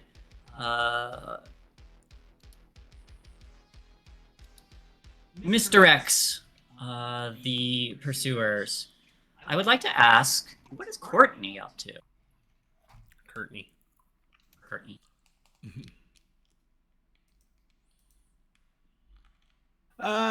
Well, I had a thought that Courtney probably spent the day meeting with a new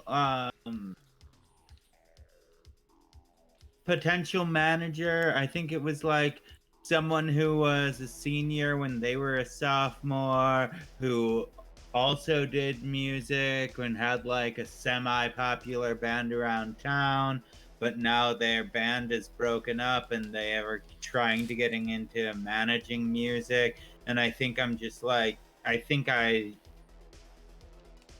like had a meeting with them and essentially wanted to get a manager who actually understood what it's like to play music and whatnot, Okay. What is this manager's name? I had something good, but I lost it.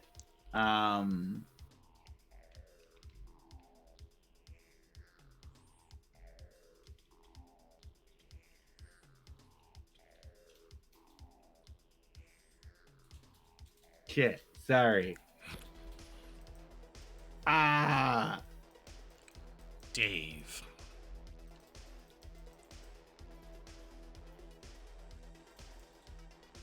You know what? Let's call them Flash McJason. Flash McJason? Love it. Flash. SP. Oh, Splash. Oh, that's even better. He has a lucrative porn business ahead of him. He does have the mustache. Mm-hmm. Yeah, I can see that. Yeah. He's definitely drinking a PBR right now. Oh, of course. Oh, the guy who's a couple years out of high school that still wants to hang out and do shit with high schoolers. Yeah, That's Oh, Flash. yeah. He's got a PBR. He's got the mustache, and he still has a mullet because they were kind of cool at this day and age. Were they? It's weird that they're trying to bring them back now too, and it's just not working. Hey, it's a look that works for some people. Like, That's let's fair. be real. Trans girls look fucking amazing with mullets. I'm Sure. just saying. Fair. Bowie pulled it off too. Yeah. Right. So Always kind of a high standard, though. Bowie is a very high standard. don't worry, One of the music highest. manager Splash McJason's got your back. All right. So is this what Courtney does spending the day prior to this night? Yeah, I think so. I think that's what she's doing. The rest of the band is there too.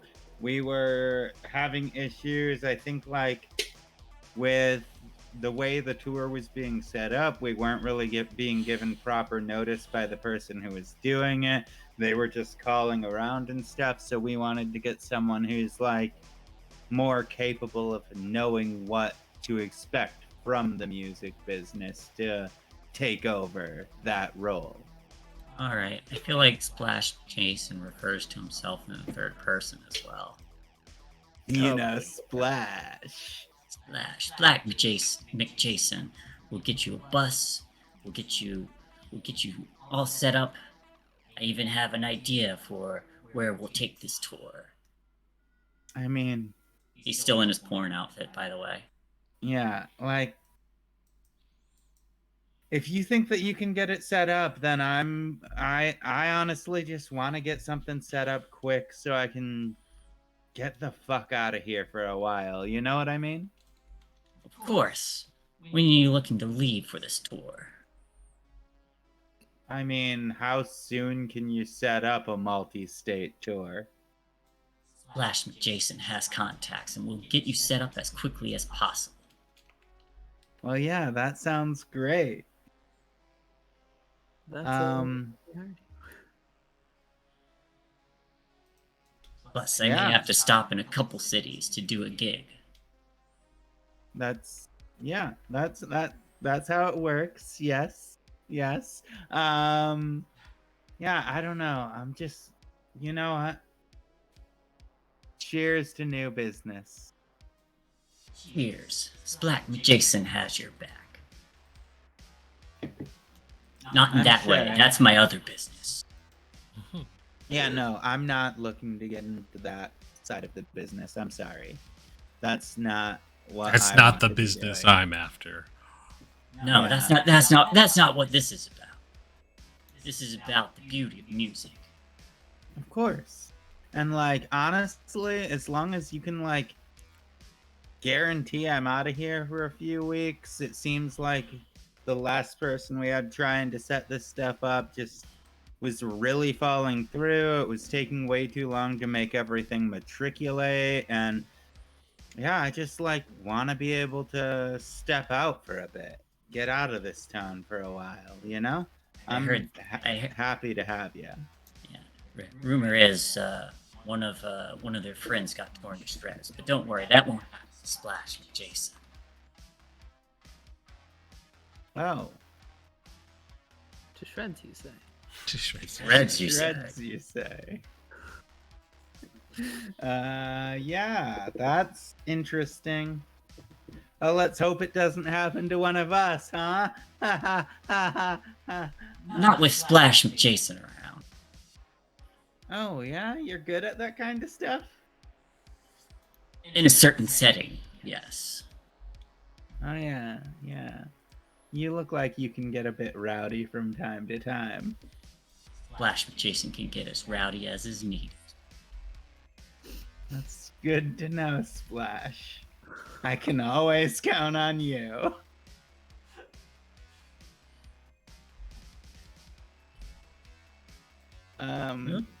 Yeah. What a terrifying eldritch creature. Right? I just like, I love it. I love it. That is Splash Jason. He's a lot. Yeah. Oh. So perfect.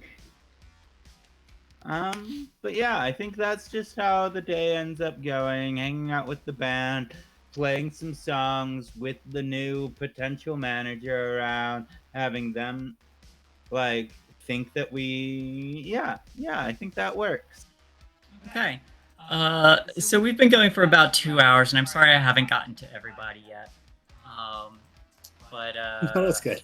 It was the carryover from last week, anyways. Mm-hmm. So I feel like we should take a quick break, and we'll come back here in 5 to 10 minutes, and we will start with the next day and get everybody. And I'll get to the folks who I haven't to yet. We'll move on to the next day. All right. By the way, Splash is totally going to end up being my new touchstone. So Yes, go Splash. Splash Jason will give you all the advice you need. Heck yeah, you will. This is perfect with the it's destructive awesome. path that I want to take Courtney on this season. Whenever someone offers you a donut, you don't say no. That's great advice, Splash. It makes sense if you follow the link. Anyways, all right, go take your break, kiddies. I have to shill for our wonderful sponsor, HelloFresh. HelloFresh, if you use our code for HelloFresh, I'm stalling while I get it ready. Boop. Come on, typing. If you use the code POG, HF 12 8110 8110 does not work. 810 you'll get 70% off plus free shipping for your first box. That basically if you buy 5 meals to feed 4 people, it's like $32. I know this because we ordered ours and we've been working through the meals, and they are freaking delicious. They are great. Can't swear for the sponsored content, so freaking will be the word we use today. We have tried out wonderful recipes. We had some not falafels, but the other thing. I posted an image of it on Twitter. It was delicious. We made sloppy joes yesterday. We have some Thai curry. We also have some chicken, and there was one other that escapes me right now, but it also sounded delicious. So we got plenty to eat, and like feeding 4 of us in this household means there's tons of leftovers as well, and the leftovers are just as good as the day they started. So hey, if you are interested in getting some good food for a great price and not wanting to work too hard on your cooking, go ahead and do it. We got room for 19 more purchases up there, so feel free to do so, because every purchase helps out the channel as well. No obligations, but it would really help us out this holiday season. So check it out, enjoy it. We are going to step away as well because I want something more to drink. And just remember that even though our mic is not live, yours may be. See you in a couple minutes.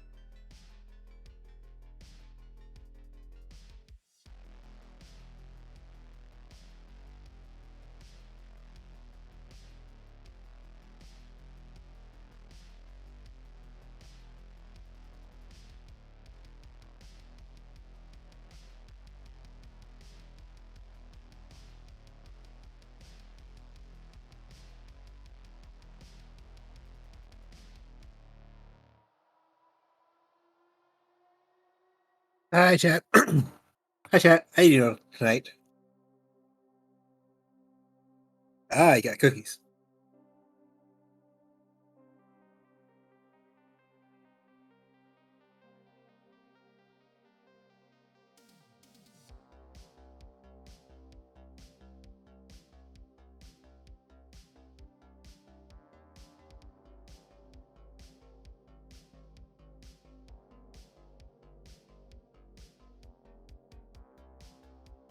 We don't normally have such long periods just focused on a singular character, because normally we're all more together.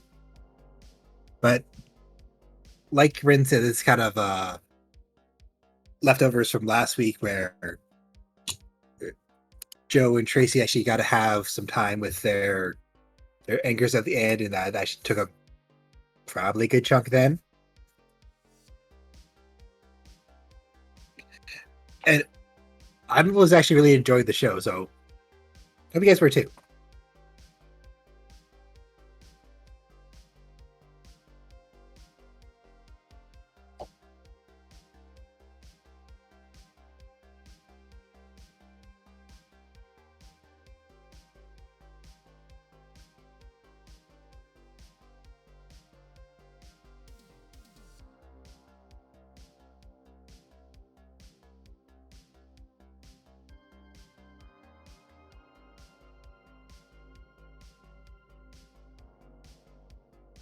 Sorry, was eating cookies. Cookies, you say?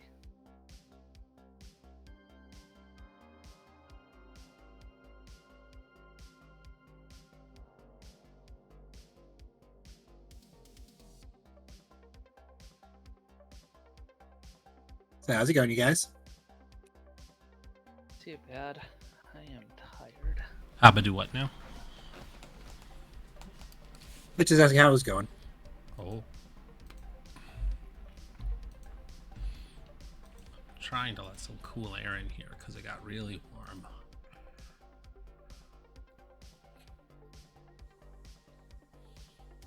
Where do you guys live again? Maryland, just past DC. I'm It's just- shocked it's still warm around that time, but It's 55. It's just warm in the office because the computer's in a small space. true enough, yeah. So it's just more just needing some fresh air to circulate through. The rest of I the house hear is that. cold. It's weird. Like, yeah, I step out of here and it's like, oh, there it is. Why isn't the heat on? And then I'm like, oh, that's right, because it's really hot in the office. You need a So- computer in every room to heat it up. Exactly. Exactly. Oh, I'm so mad because there's a nice, calm, gentle, cool rain outside, and I can't have my fucking bedroom window open. So you have the slanty windows that you were telling us about. Mm-hmm. And the slightest wind just soaks my bed. Yeah. I remember the house we had in high school. I had a skylight in my bedroom, and the year that it decided to have a leak on it is like, of course, the skylight's directly over the bed, so it's just like, That's awful. Yep. Like, as cool as skylights are, all I can think of is the myriad of things that can go wrong. Did I have Jermaine make a investigation check when she was looking at stuff up in the office? No, I don't think so. Give me one of those real quick. Sure. Investigate. That is Investigation. Let's roll 76. Much roll. Mini knowledge. Ooh, 2 6s. Those.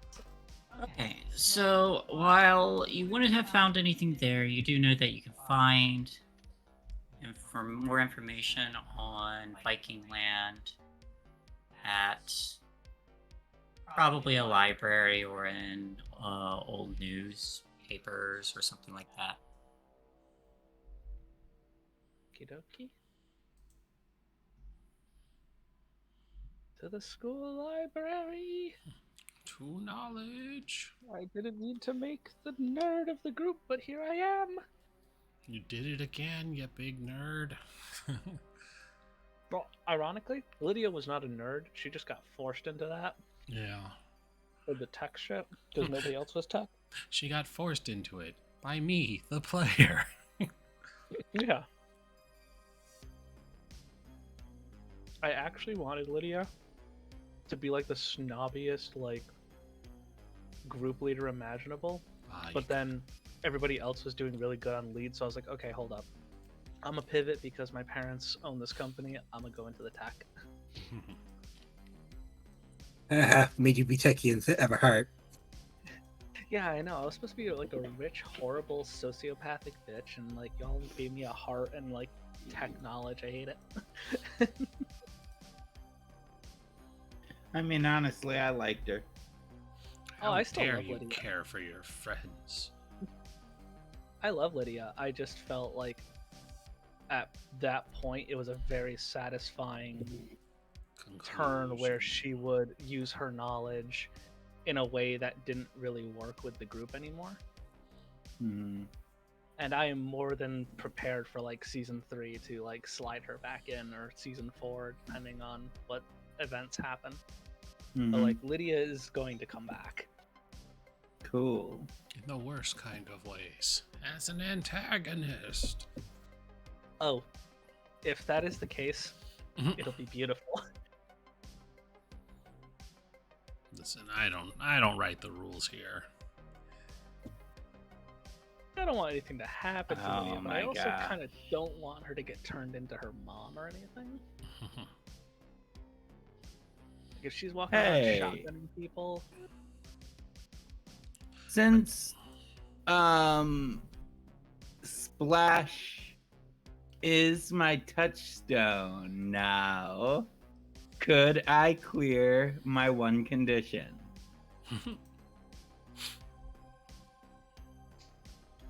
Sorry, what?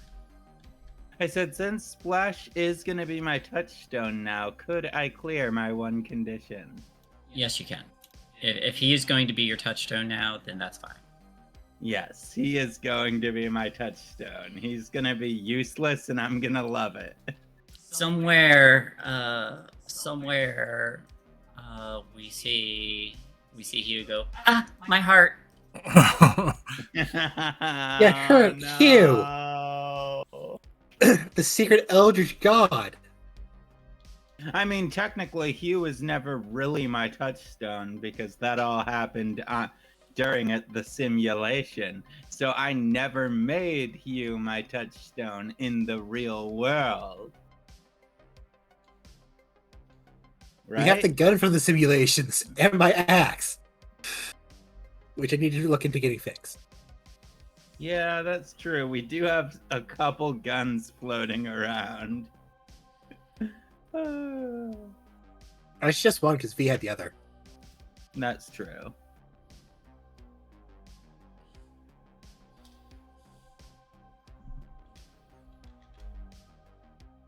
I think it's better with her anyway, with the line of work she's in.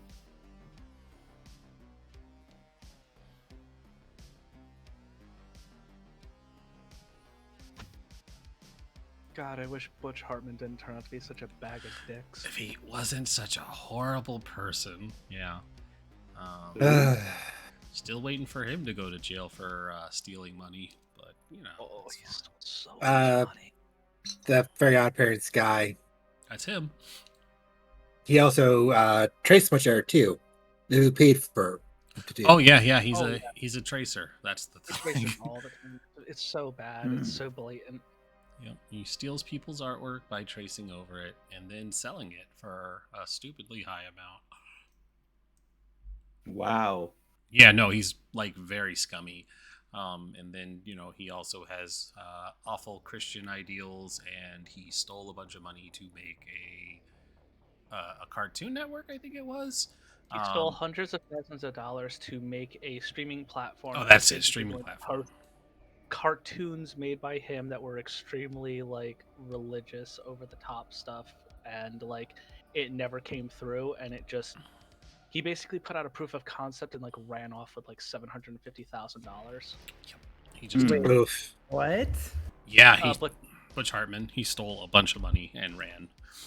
And Meanwhile, the dude who made Cartoon Hangover, which was literally just like made the guy who made Cartoon Hangover is like actually good at making cartoons and has spawned a shitload of shit off of stuff that like very He's small helped so teams many put people. together. He's helped so many people get their starts. Yeah. Yeah. An actual credit to society. Speaking of credit to societies, we have these teens, and it sounds like everybody's back. Yeah, welcome back, everyone. Hoorah! We've returned. Does anyone actually get some sleep that night besides Tracy? Tracy sleeps so fucking well. Joe does, because she's just goes out back. It's Pink's okay. Get food. Once Astrid finds a safe place for them to park, definitely nowhere near the graveyard and mortuary, she does get herself back into the same position where she had left Tracy. Albeit Tracy probably had rolled quite a bit in all of that driving, but Oh god, she absolutely did. She's like all over the place. The soft thing that you what exactly did you put under her? probably a pile of clothes in a backpack. Okay, yeah, she's completely covered in the clothes. The backpack is open and her head is half in it. Yeah, like just a mix of probably her rolling around and just the van fucking hitting turns at 90 miles an hour.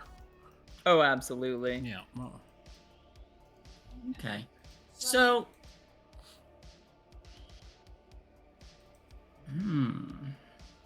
Courtney slept pretty well.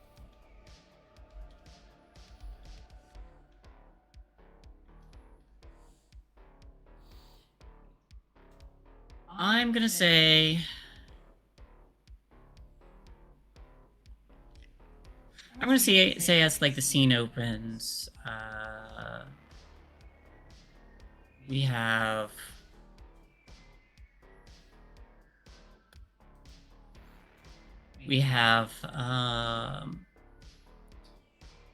Joe kind of stirring awake, and when she wakes, there's a cat in front of her, just sitting there.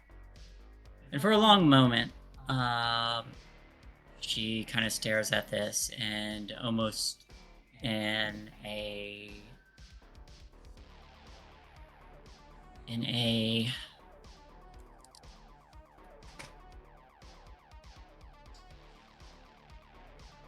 not a long amount of time, but for a moment, it's as though she blinks and suddenly there's nothing before her, just a endless void in all directions. And a moment later, there's what might constitute for a singular eye that appears before her, just opening and waiting. Does Joe say or do anything? Joe's gonna stare back at it. Well, You hear... good morning. You hear your own voice echo back to you. And it's something you've said before.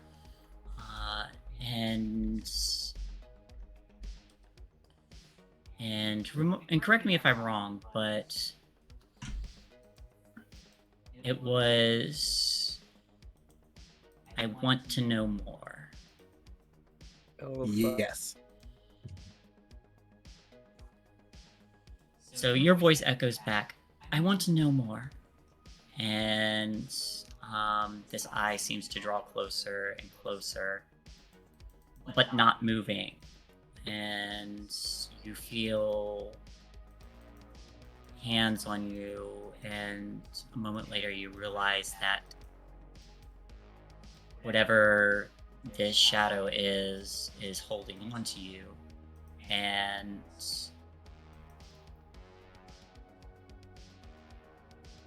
it's so difficult to see against just endless void as a shadow. But as it draws closer, there's a moment later where you're in a medical gown, and there's the sounds of people moving around outside of a door. And when you look around, you are in a padded cell, and there is a figure in the corner with a set of crowns. And any attempt to move closer you just walk endlessly before something changes again, and when the door opens, the door to the cell opens and you spin around, you're no longer in the room. Instead, you're in an old house, and it looks run down. There's black puddles everywhere, and you notice there are lines of dried blood, kind of spattered in a few different places. And it looks like this place is decaying, falling apart.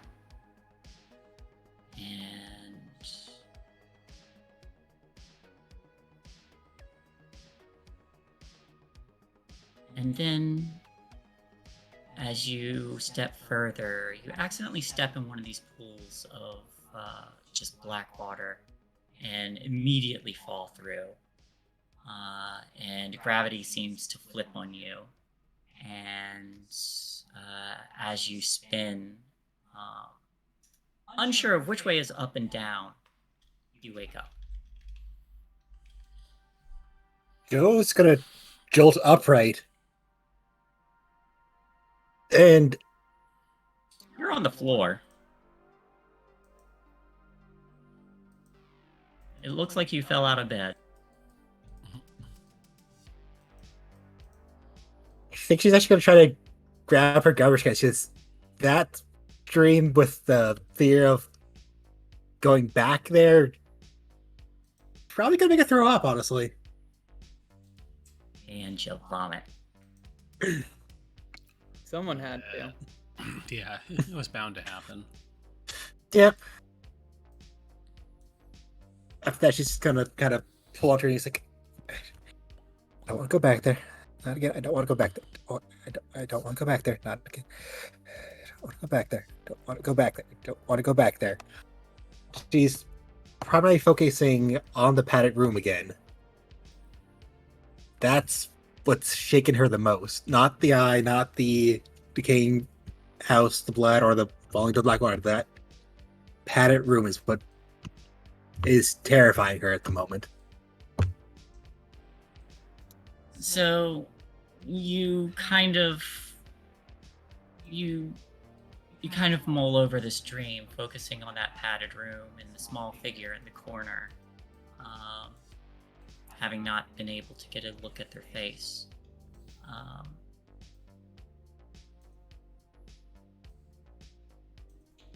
Give me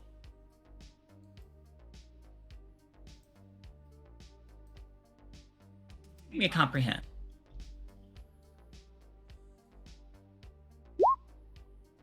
One success. One success. You don't know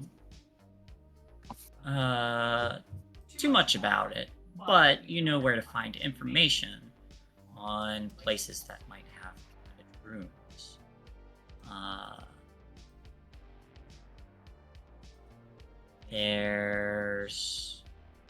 You could check a library or newspapers or something of the sort.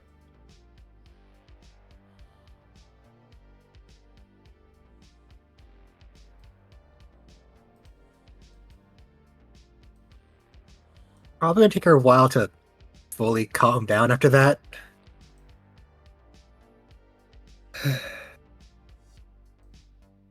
And she's gonna look around her room because maybe Binks has found a way to sneak in.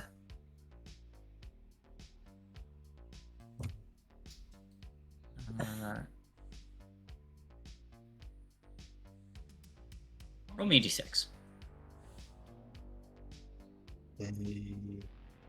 D6. 6. Yes, Binks is in your room, and several things have been knocked over.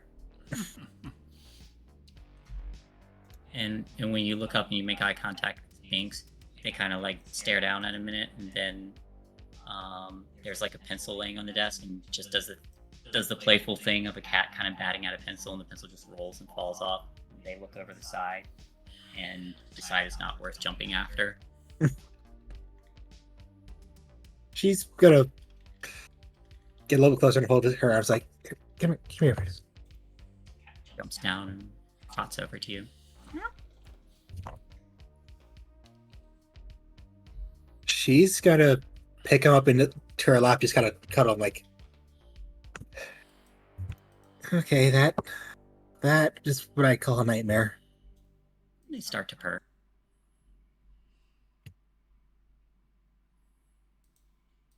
Okay, so there's the big eye that couldn't fully see.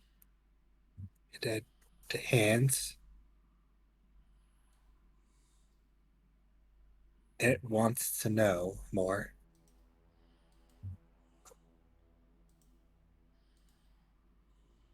Then there's the... Then after that, the house, which... Did the house look familiar at all, or...? Looks like some rundown house. Partially flooded. Okay, then there's the house that's probably in the quarantine zone.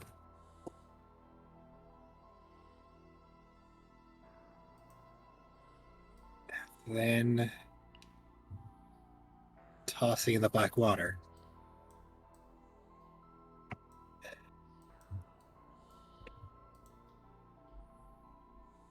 I think I have a lot to look into now. More than I want, really. You made suggestions, look? Cat kind of rolls over in your lap and just goes,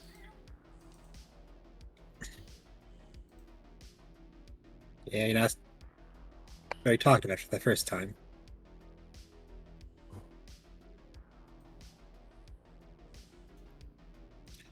They gently bite your hand. Not hard, but... Okay. How early is it? Early enough that you woke up just shortly before your alarm went off.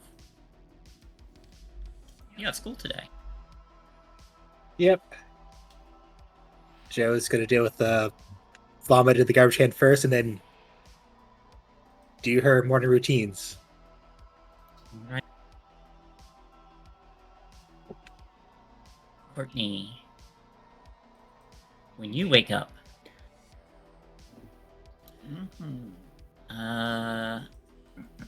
you hear yelling from your father.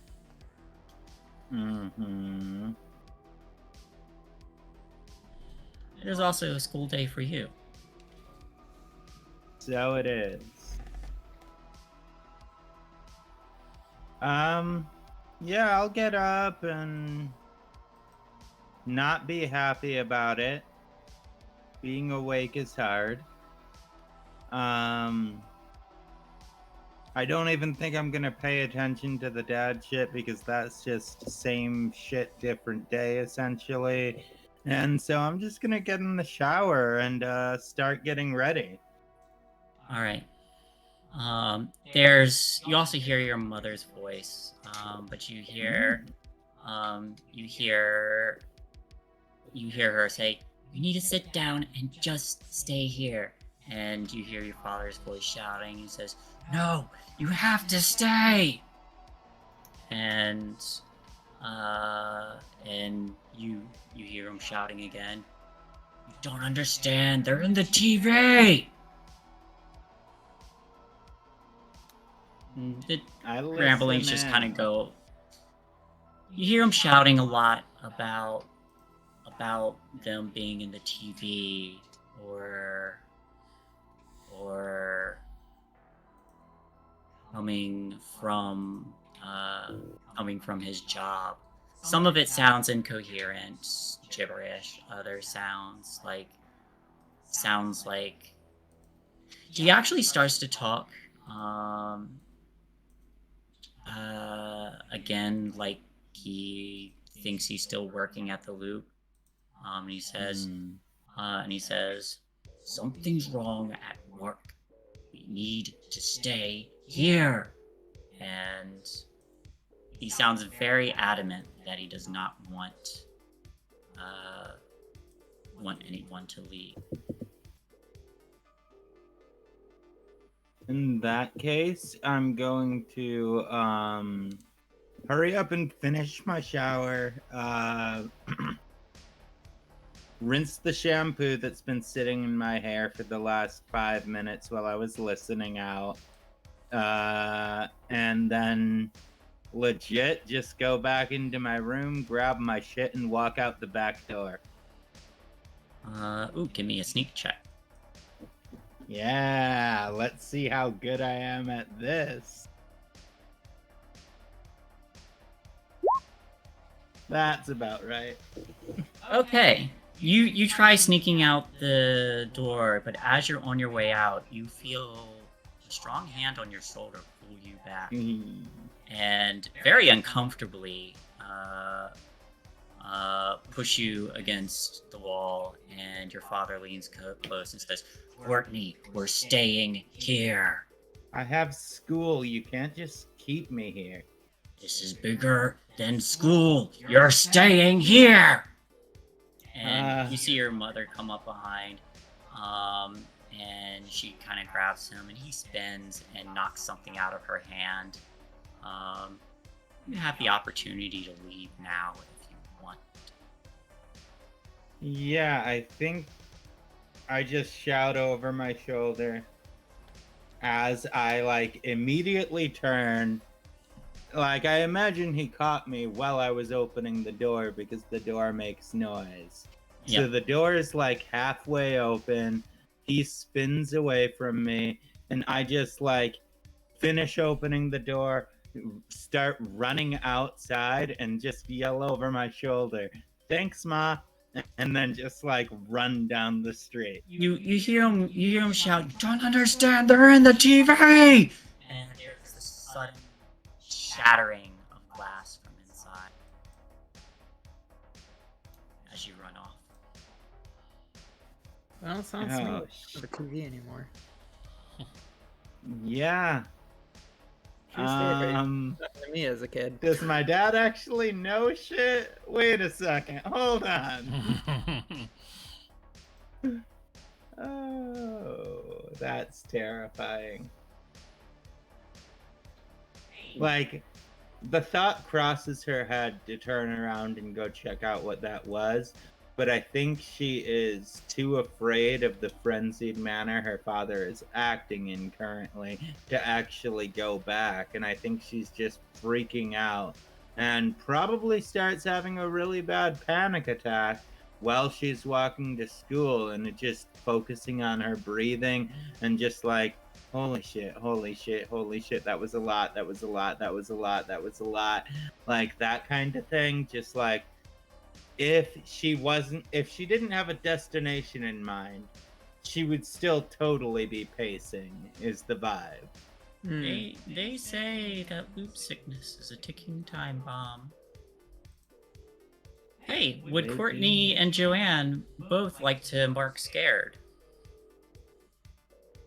Yeah. Optional, but thematically. No, I think that works. Yeah, I'm fine with that thematically. All right. Hey, Jermaine, did you sleep at all? No. No, I did not. Jermaine, it's a school day. Yeah, I'm gonna mark that exhausted.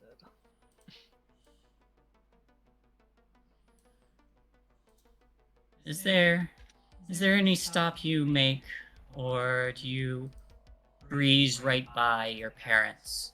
Do you play any music today? I would say that I was probably playing music half the night, but I deliberately kept it quiet to not piss off Mother sleeping. I would probably try to talk to my dad in the morning, just to be sure that if Emmett said anything, or just make sure that my dad knows what I talked with him about. Okay. So you go downstairs and you find your parents there, and your mother kind of perks up and says, "Thank you for not playing your music so loud this morning.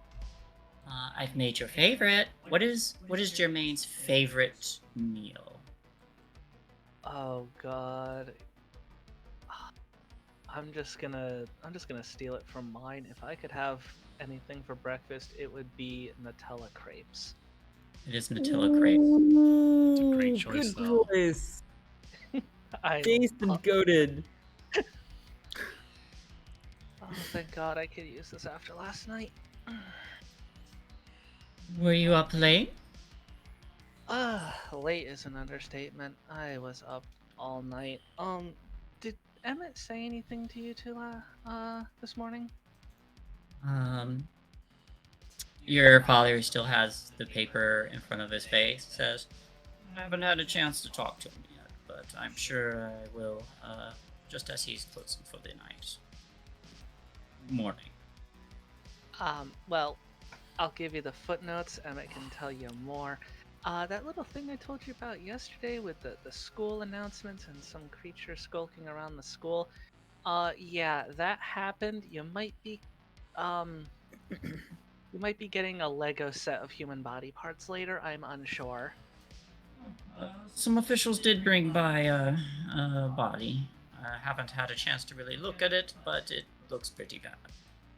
Yeah. It's really bad, and as far as I can tell, it might have been, how would I even say this to my father without him thinking I'm a weirdo? That wild animal, I'm sure. Try to stay indoors today. Yeah, sure. I think you'll find that it might be a really strong wild animal. But please let me know what you figure out from the autopsy, because I think it's already autopsied.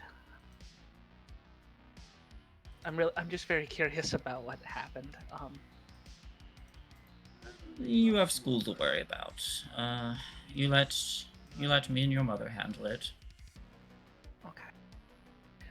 She picks up the crepe and just rolls it into like the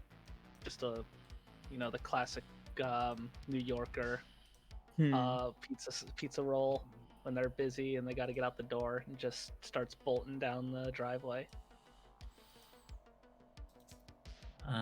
Your 8-ball kind of rolling around in your bag comes to a stop and says,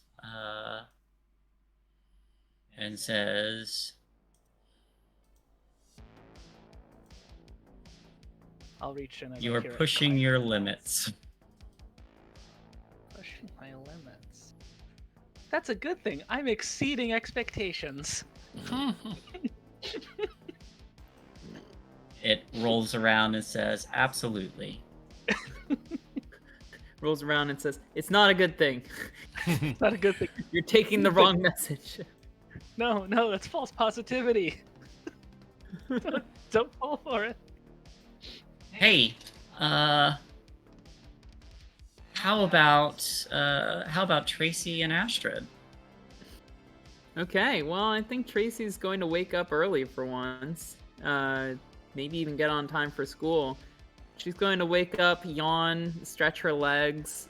She feels great. She had such a nice sleep. Then she realizes she's on the floor of a van, her face half outside of a Nope, Astrid went back to snuggle.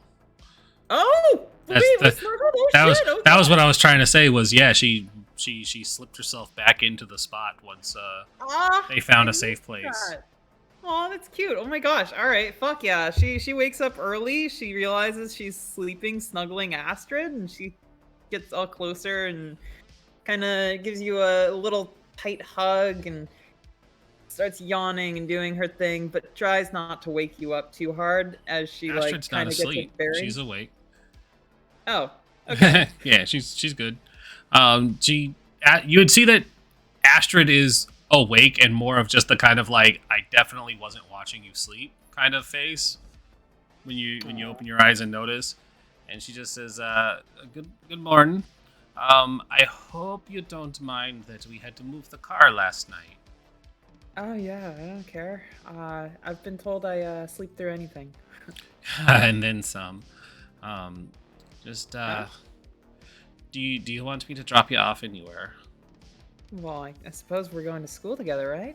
Yeah, but did you need to change or anything? No, it's a good point. I Can't could have people use thinking you are walk of shaming. hour. Yeah. Mm-hmm. How do you usually get your showers? Come to think of it. I'll find somebody who will let me crash and use a shower. It's also You the wanna gym use showers are pretty mine? handy. Fair Yeah, enough. sure. All right. Well, I won't say no. what time is it? She probably would have woken you up close enough that they would have time to get ready if it came to that. Oh wow, this is like way earlier than I usually get up. My mom might still be at home. Jeez. All right. Well, let's go on over. I'll introduce you to my mom and explain why I didn't go home last night. Oh, I can take the blame for that if you really want. She's pretty cool about a lot of things. Honestly, I think she's looking for a boyfriend or something, because she doesn't really ask me all the time where I am. But, it's always good to have an explanation in case she does ask. Okay, sure. Yeah, she's pretty chill, honestly. She's, like, a lot chiller than most of the my other friends' parents. Mhm. Yeah, just, I think I remember from dropping you off last time. Yeah, it's over in the towards the trailer park. Yeah. She'll kind of like climb over the seats and get into the driver's seat, and you'll notice that they're in like a parking garage. Oh! Parking garage. Where are we? We had to get away from the graveyard. A white van came looking for us. Fuck! You're kidding me! Another white... She raises an eyebrow and she says, "Oh, were they looking for you then?" Maybe? Very curious. Okay. Well, that would explain quite a bit, yeah. Okay. You get into trouble often with these folk? Trying to get out. Every time you try to get out, they pull you back in. Fucking Tries to A. do a mafia impression with her Swedish accent. Swedish mafia. I'm sure it's a thing. The meatball Sure it is. mafia. Let's go. Fuck. All right. So easy enough. You make your way to the trailer park. Huzzah. Huzzah. Huzzah! Entering. Your mother is still there. She seems to be having been getting ready. You see her with a cup of coffee. He says, "Tracy, you're home late." I slept over at a friend's house, and I gesture outside as I'm assuming Astrid He's is getting also out of the outside. van. Yeah. His friend. She's from Sweden. You did call out of work. Are you feeling all right? She goes up and puts a hand on the back of the back of her hand on your forehead. Yeah, I'm feeling okay. It was she thinks about a lie for a second and then she just says there was some pretty dramatic stuff that happened after school. And I had to be there to support my friends. It was a really rough time. And I guess I made some new friends last night too, who aren't the usual party friends that I've been hanging out with. So, Give me a charm roll.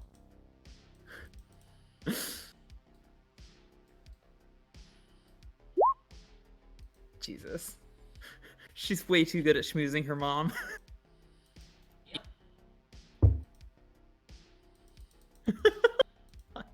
That's 3 successes. Yep. So, she's going to accept that. You may choose some bonus effects, such as she will keep believing you. You form a lasting relationship. I think you already have a lasting relationship with your own mother. You form a lasting relationship with your mom. She's the mama's girl. Yeah, she will take risks to help you. She will try to persuade others into believing you. She's frightened, confused, or impressed, or she loves you. I feel like a lot of those don't really apply. Yeah, I mean, just, her believing me that I called out of work for a good reason is really all that I'm trying to convey. I want her not to ask more questions and to believe that what I'm telling her is indicative of maturity rather than calling out of work to go hang out with my booze pals. Yeah, so she kind of arcs an eyebrow at that, and there's a faint smile, but she says, "Well, I've got the right coffee this time, so I'm gonna finish getting ready." Yeah. Hey. So sorry about missing work. How's things going with that new employee that's about your age? It's getting them settled in. Good. Well, you two seemed to really like chatting with each other, and he seems really nice. Who is this new employee that you want to say? Yeah, I think she's trying to insinuate that her mom might be Oh yeah, doing some romantic that's what it is. What is his name? Oh yes. Let's go with Blake. Oof. Sorry. Blake Reddings. All I'm gonna say is, just as long as it doesn't have the same outcome as the nice man that the waitress has a relationship with from the Sandman, because that was a twist. Ooh, I hope not. Let's hope not. Oof. My mind went to Iron Giant. I think the Iron Giant had a more wholesome outcome. It did. It definitely did. Oof. But the nice guy at the It was cafe still was the Vin Diesel, FBI though. guy. Yeah, that's also true. Oh yeah, God. Not nearly as dark of an outcome Waitress moms really should get boyfriends. from people they meet at the diner. Yeah. I mean, like, drawing parallel, like, honestly, Iron Giant, Vin Diesel, mom's boyfriend could also be a Vin Diesel, that kind of guy. Like, Listen, especially- if Vin Diesel came into the from restaurant, Fast and the Furious. Vin Yeah. Diesel from Fast and the Furious, talking about, like, nah, we gotta stick together, we're family. family. God. Family. Family. So she says, "Well, he's a much better person than his name would imply." Oof, goddamn Balakes. No, she says he's a nice guy. Yeah, he seemed sweet. Thank you for the coffee.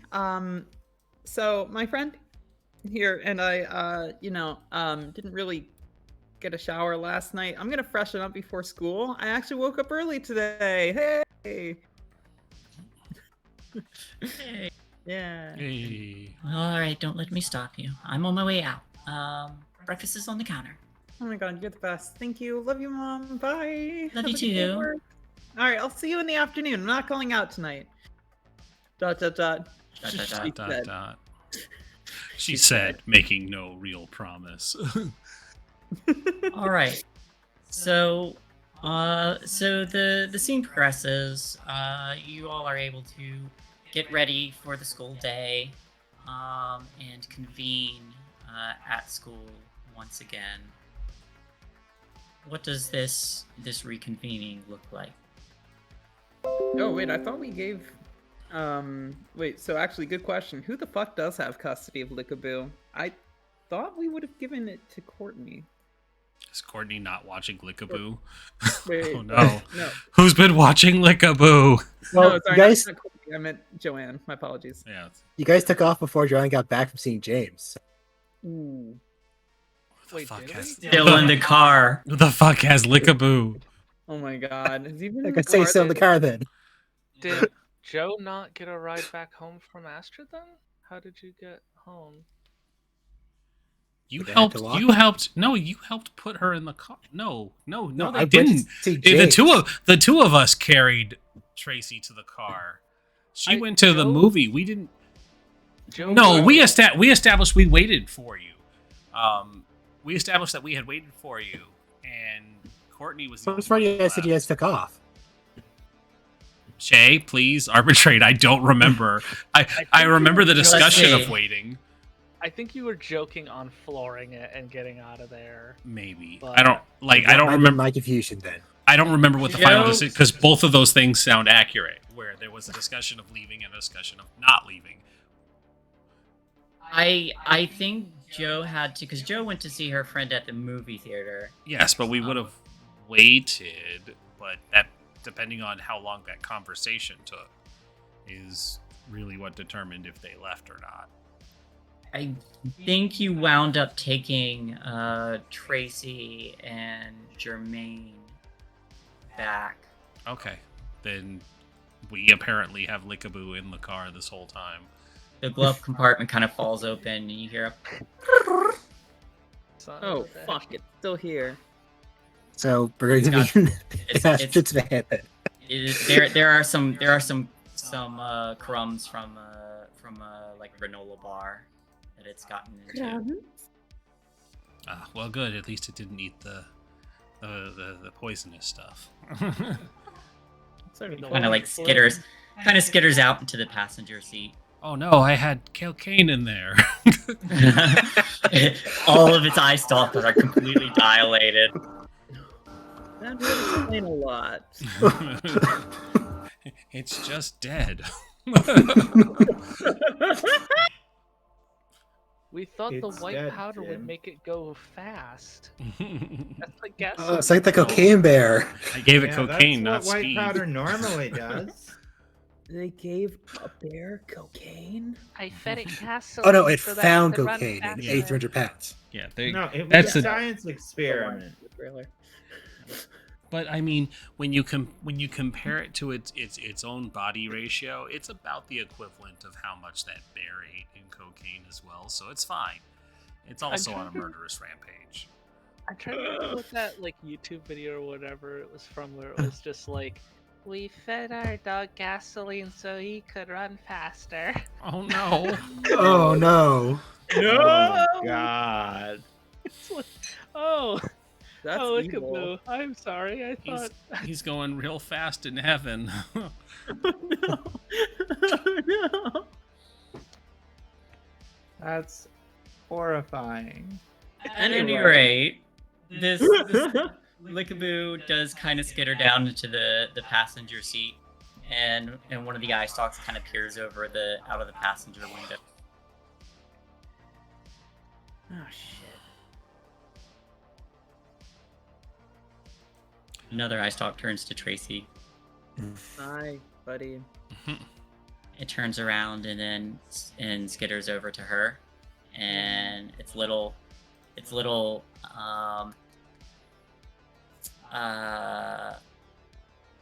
the end of its shell, like where its tail would be if it had a tail, starts tapping the floor, and it kind of like stands up a little bit.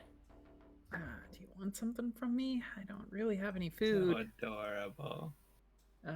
All three tongues lick out at the air. Gonna tentatively stick a finger out. See what it does. The little tongues kind of like wrap around your fingers a little bit, and it leans forward and kind of like skitters onto your lap. Okay, all right. He climbs up and just like perches on your shoulder. Well, this is a thing that's happening now. Oh yeah, you made a new friend. Why? Why me? You have the maternal instinct, yeah. Oh. Well, it's okay. It's real mother abandoned it. Camera pans to Joanne having a breakdown.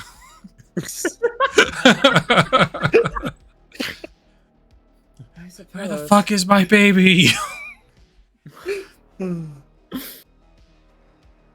God. I suppose we need to sneak this guy into school, yeah? I'm not gonna let it eat my couch. Yeah, and we can't leave it here. I'm not leaving that at my mom's house. We don't need that kind of heat. Fuck. Oh god. I can't even imagine what could happen if people connect this to me and they come after my mom. Like... Well, well, it seems they're already trying to be watching for you, so we might as well not have this be tied onto it as well. Yeah, we gotta move this. We gotta come up with somewhere for it to be. I want to get rid of it. Get it back to its proper where it belongs. But fucking seems the world does not want that to happen.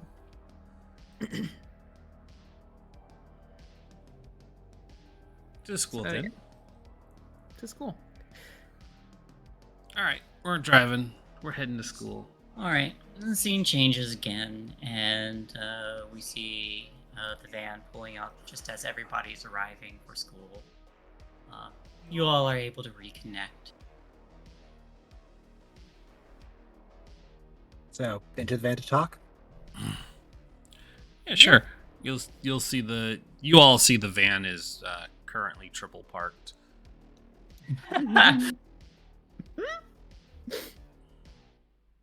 So, cross one fully, did a quarter of two each. Yep. It's taken up 2 lanes. God. I love that the car is just worse parked each and every time. Mm-hmm. I'm a menace to society. We stand. It's far enough back in the student parking lot that it's not really an inconvenience, but it is still triple parked.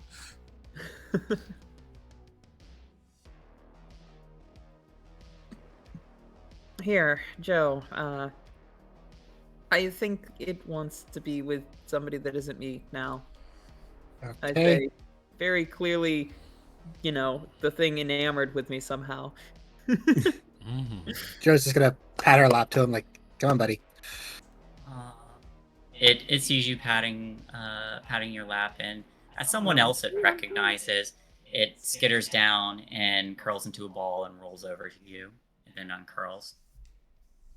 Oh, thank It Just gonna pat probably him. slept between your legs like a cat. goodness.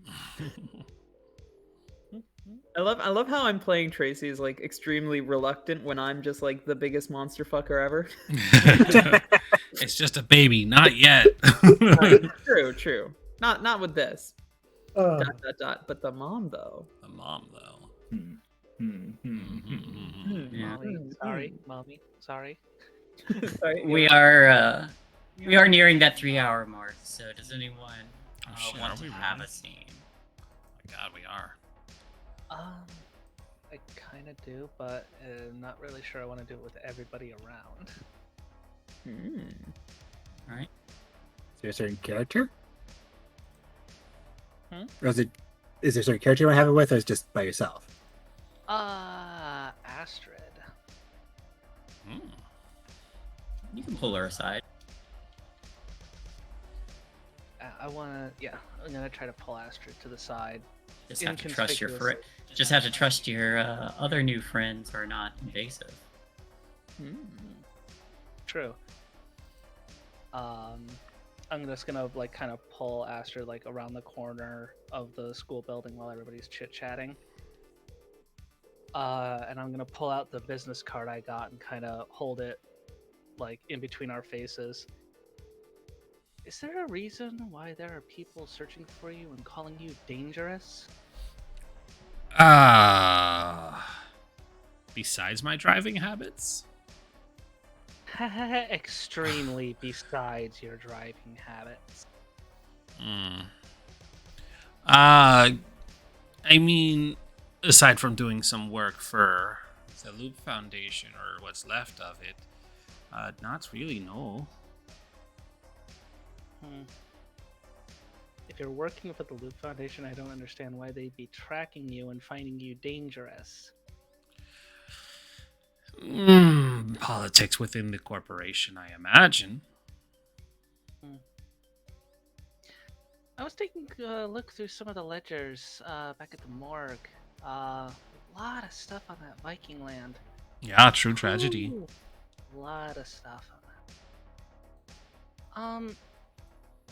Out of curiosity, I mean that book was huge. I'm talking like arm length deep. How did you get out of there? Okay. Oh, I wasn't at the camp. I wasn't a camper. No, I was at Viking Land itself. You know, the place where they had the guests go by and be the Azure. I was there. I was at the theme park, and they were like, "We're going on a raid," and you watch them sail off. And when they didn't come back at the scheduled time, the programmers and the show people were like, "Well, that's unusual," and they kind of sent us all home. And then they found out that something bad had happened.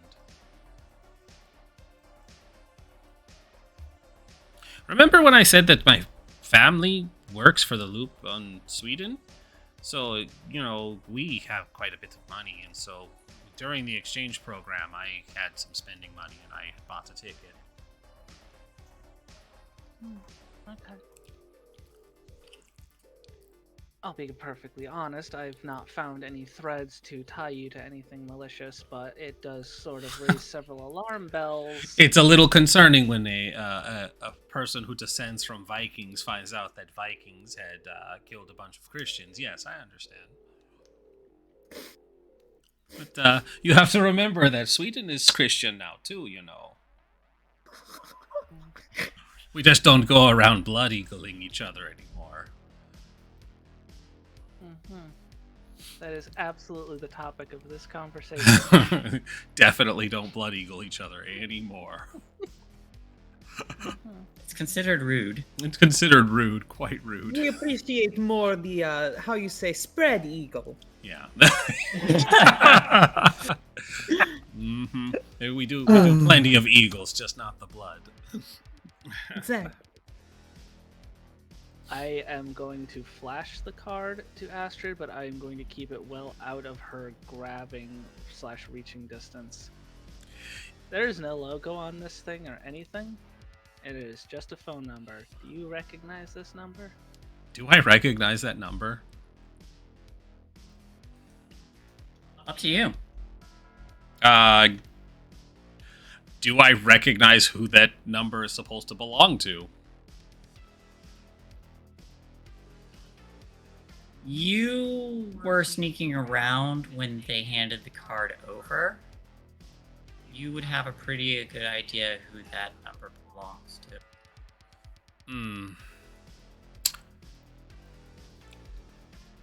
I have a good idea whose number that is, but I wouldn't recommend calling it.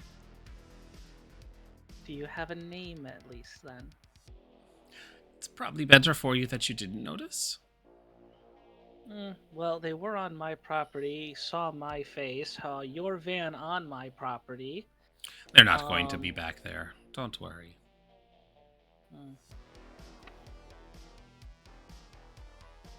I'm going to hold you to that. They'll be looking for my van, not to be bothering you. You probably shouldn't have gone out to talk to them, though. Well, when there are two vans sitting on my property in the middle of the night, and there are people skulking around, and you realize that somebody has unfettered access to the quarantine zone, some alarm bells in your head kind of start to whoop, whoop. Mm-hmm. It's part of why they're looking for me. I did mention that earlier. It's politics within the corporation.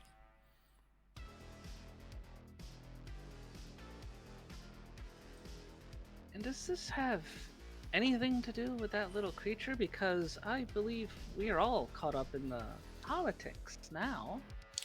I honestly wish I could say what the fuck that little monstrosity is, but I've never seen it before. And that's honest. We tried to get it back to its home yesterday, remember? There'd be no reason to still keep it.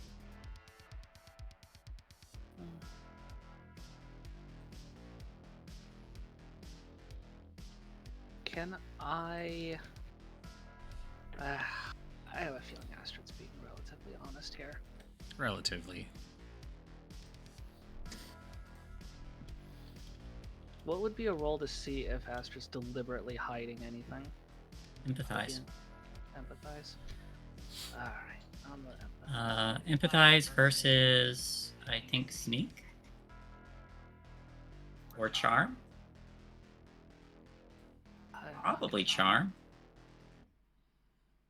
This is mind. I'm just gonna roll the 5 because I don't feel like this thing's breaking anymore. So this is a player versus player roll. So I believe it is. I believe it's empathize versus charm. Okay. One success. Ah, god damn it, syntax error. Okay. Yeah, I know. I deliberately just straight rolled because I knew it was gonna do that. 3 and 3 minus 1 makes 5. Ow! You bloody bugger. Would you like to push? No. Okay. Astrid is being truthful from a certain perspective. She's not lying about anything, but she is definitely not telling you everything. I might not be the best at socializing, but I usually can read a face pretty well, and I believe you're being honest. But you can only be so honest about so much information that you give. Well, I'm gonna drop it for now, but I want you to remember, I have a phone number. If anything fishy is happening. if anything fishy happens, I'll be the first person to call that number. But I will warn you, that's a cleanup crew. So if they feel that cleaning up the mess involves more than just anything that got out of the quarantine zone, she just kind of... and just is like, is there anything else? Germaine, in her line of work, hearing the phrase cleanup crew is an enormous red flag.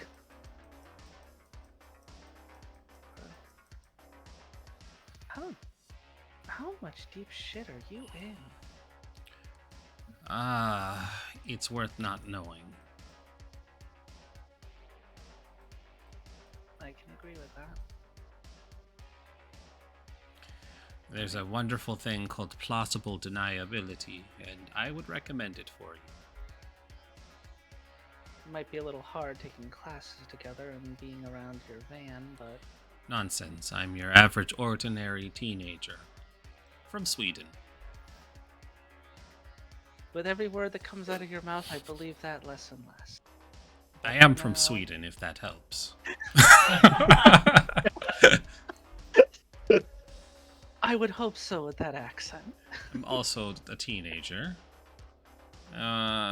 Nothing in Stillwater is average or ordinary. So I guess you did catch me in one lie. Fair enough. I'm willing to Truth in the lie. Yeah, exactly. Fine, I'm willing to let this slide for the time being. I apologize for being so stern, but to be honest, I am unsure how to communicate otherwise. I'm not taking it as sternness or hostility. You are looking out for you and yours. Me and my family already have to deal with enough horror on a day-to-day basis. I would prefer to not have a shadow organization be knocking on our back door. Well, the friends you chose to keep, though, they seem to already have that problem locked well before I joined them. Tremaine pulls out her magic 8-ball. Yeah. It says it's true. We're I fine. didn't make the choice, you little... I'm here to help. You didn't have to Shae it.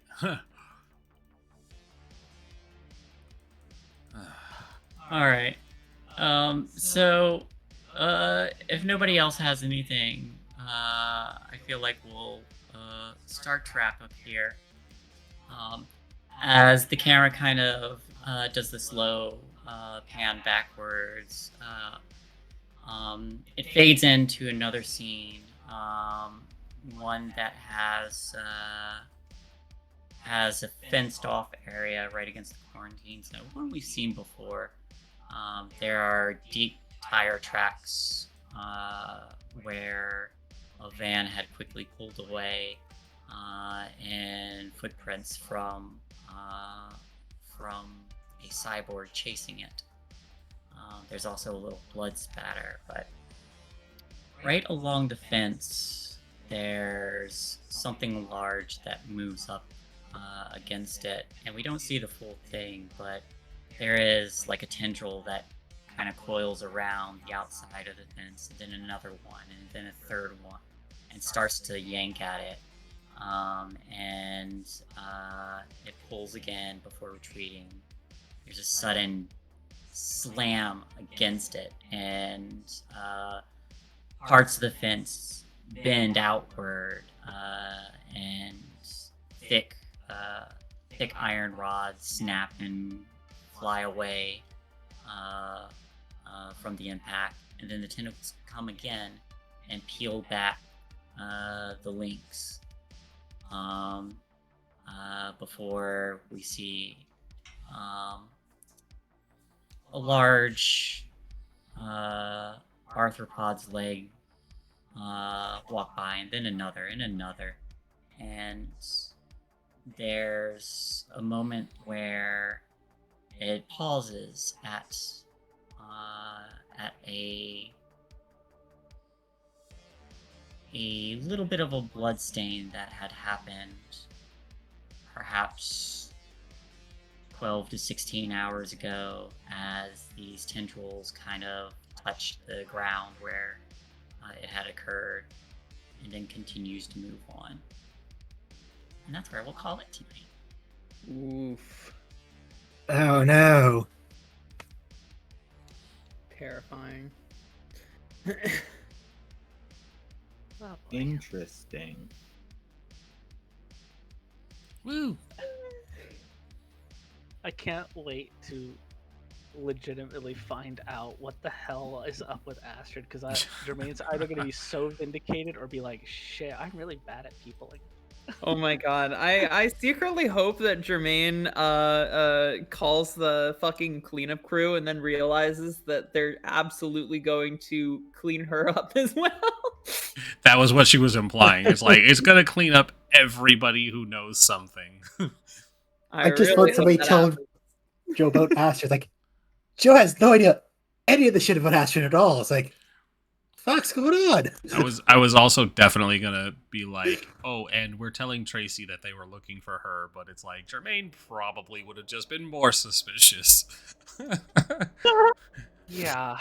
I also like, by the way, that you totally turned it on Tracy. Like, oh yeah, they're probably looking for you, friend. Yep. And Tracy's just in an absolute state where she's like, yeah, they probably are. Fuck me, right? like, oh fuck, that makes total sense. I guess I'm not gonna ask any more questions. And she's like, oh, I thank have God, somebody. nothing to ask about this. This makes perfect sense to me. Honestly, I wish I am the I could problem. have been there in character to remind you of the shit that I've already found out. Even though I told you, like, you're not Buddy, thinking stop, about Joe. it in the Nobody Great. tell anybody anything. I love it. Let's just keep it going just like this. Nobody figure anything out. I immediately told Tracy. I love What just I- dropping little seeds here and there that could potentially grow into something insane.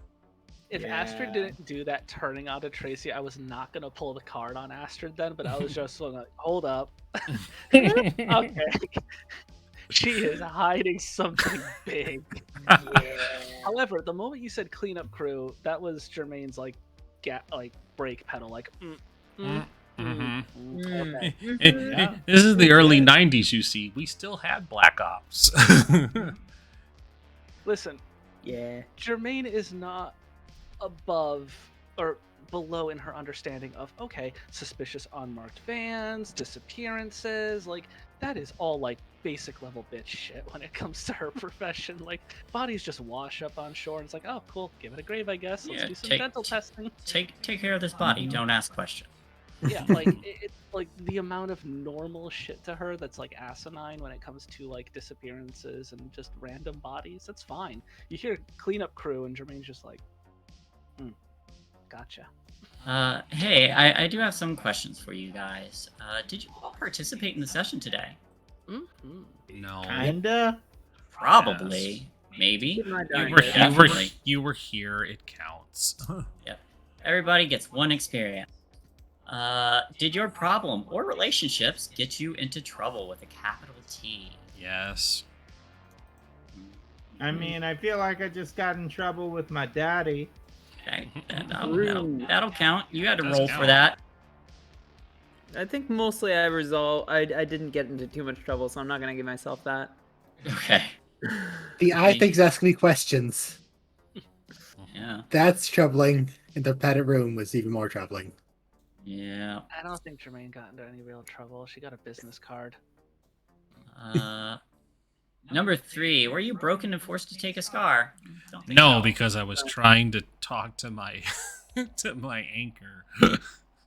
Yeah. Which you will have someone working to get you some information now. Number 4. Did you put yourself in harm's way to resolve the mystery questions? Yes. I did approach a suspicious white van. In the You middle of the did. I gonna slept take that. through the whole thing. I That did. was I did brave. banana their tailpipe and dramatically escape. Yes. that I counts. made Splash my touchstone. That's Terrifying. I right. got pulled into the dream, but I don't think that counts. I'm not counting. I have to say, Tracy, with how hard you sleep like a boulder, it's a miracle that in the last season you weren't just easily just picked up out of your bed by my father or something. It's just like the rat girl from the second Suicide, the other Suicide Squad, where where King Shark picks her up and she's still asleep. It's like, Oh, Ratcatcher. Yeah, Ratcatcher.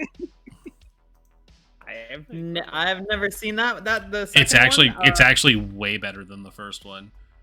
I should check it out. I Yeah, heard it's so Margot took Robbie. over more of the running of it. Am I wrong? No, you are correct, and she kills it. God, nice. Yeah, the whole movie from start to finish is really good. Watch that, and definitely also watch Peacemaker because it takes place shortly after, and oof, that's a ride. Oh yeah. All right, will do. But yeah, no, she could absolutely have been picked up by one of Lydia's father's goons if she was asleep. They just never came by her house, and I'm terrified, winks at GM, that something like that could possibly happen. I'm not saying there are burlap sacks for people's heads, but some people like the classics. But number 5, did you learn something new? If so, what? I learned that Astrid is probably a pseudo wanted person, or is really in some deep shit in the Loop Foundation. Definitely one of those. Stares directly at camera. I learned that the white vans are back after me again. I thought you were going to say you learned your new limit for alcohol tolerance. Yeah, that too. I didn't learn anything this episode, I don't think. Well, you learned that they're inside the TVs. Yeah. I don't think I learned that. I think that was something that my dad said, and I think that my character is assuming that he threw something at the TV, and that's what caused it to shatter. I mean, my dad. I am gonna have fun with that one later. I'm sure. I'm just saying I don't think my character has any empirical evidence that they learned anything. Gotcha. Hmm. I learned so much. I learned the I think he talks with my voice. It pulled me into a dream. Players all learned that Joe does not like padded rooms. Yeah. Because that was the part that fucked her up. So comfy. They're really not. I swear Jermaine's gonna just like wake up dead in her own parents' morgue and just be like, sick, the cleanup crew came. Amazing. We're all gonna sleep super well tonight. We sleep well. so well. So well. Oh dang! I can't make eraser references because that comes out a year from now. No Arnold Schwarzenegger eraser. Hey, what a good but forgettable movie. It's the one where he is part of a cleanup crew and they literally orchestrate making people disappear. I think it also had like it had like the cool gun that could see through walls and stuff, and then you could use it to shoot people through walls from like several yards away. That was like the main thing I remember. Dredd gun? Yeah, pretty much.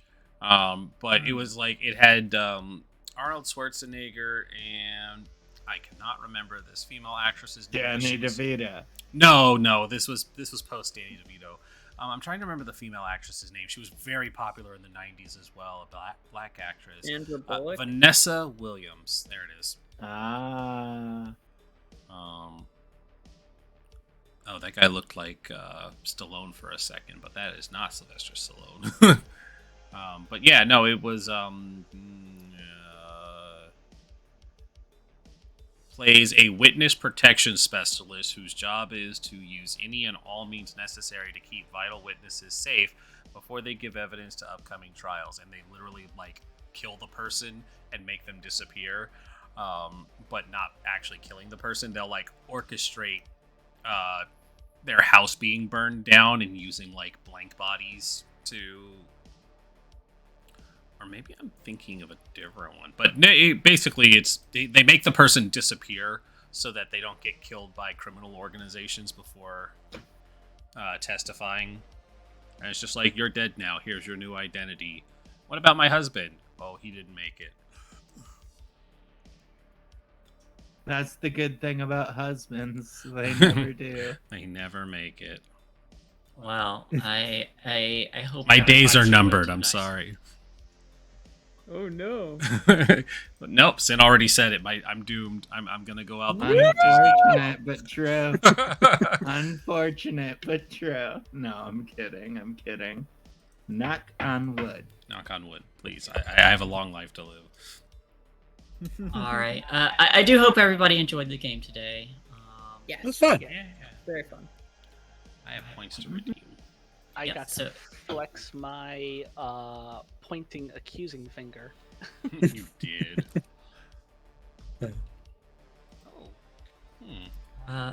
Thank you, everybody who came out. We were sitting at 8, I think, for a while, most of the time. Yeah, we were. Hey, that was pretty good haul. Yeah. Everybody, remember to get some HelloFresh. Use promo code POG. Have fun 12810. That's how I remember it anyway. Be our little Pog champs. Yeah, POGHF 12810. Use that promo code to get 70% off the first meal for HelloFresh. It is really good. It absolutely is. It's been great dinners. I had HelloFresh tonight. Hey, Ooh, hell yeah. you can get more by clicking on the link. That being said, we're gonna go raid our good friend Valdrian. They are playing. I want to say Monster Fuckers, but that's not true. They're playing Monster of the Week, which might as well be Monster Fucker because there's a playbook for it, and I know Pat has played it, and I have made a character for it before. Didn't you do the Pararomantic? Me? Yeah, for Monster Hunter or Monster of the Week. Oh yeah. Oh my god, I played Taz, absolute monster fucker. The Monster Fucker class, it's so great. And that is the term for it. Sponsors, please don't at me.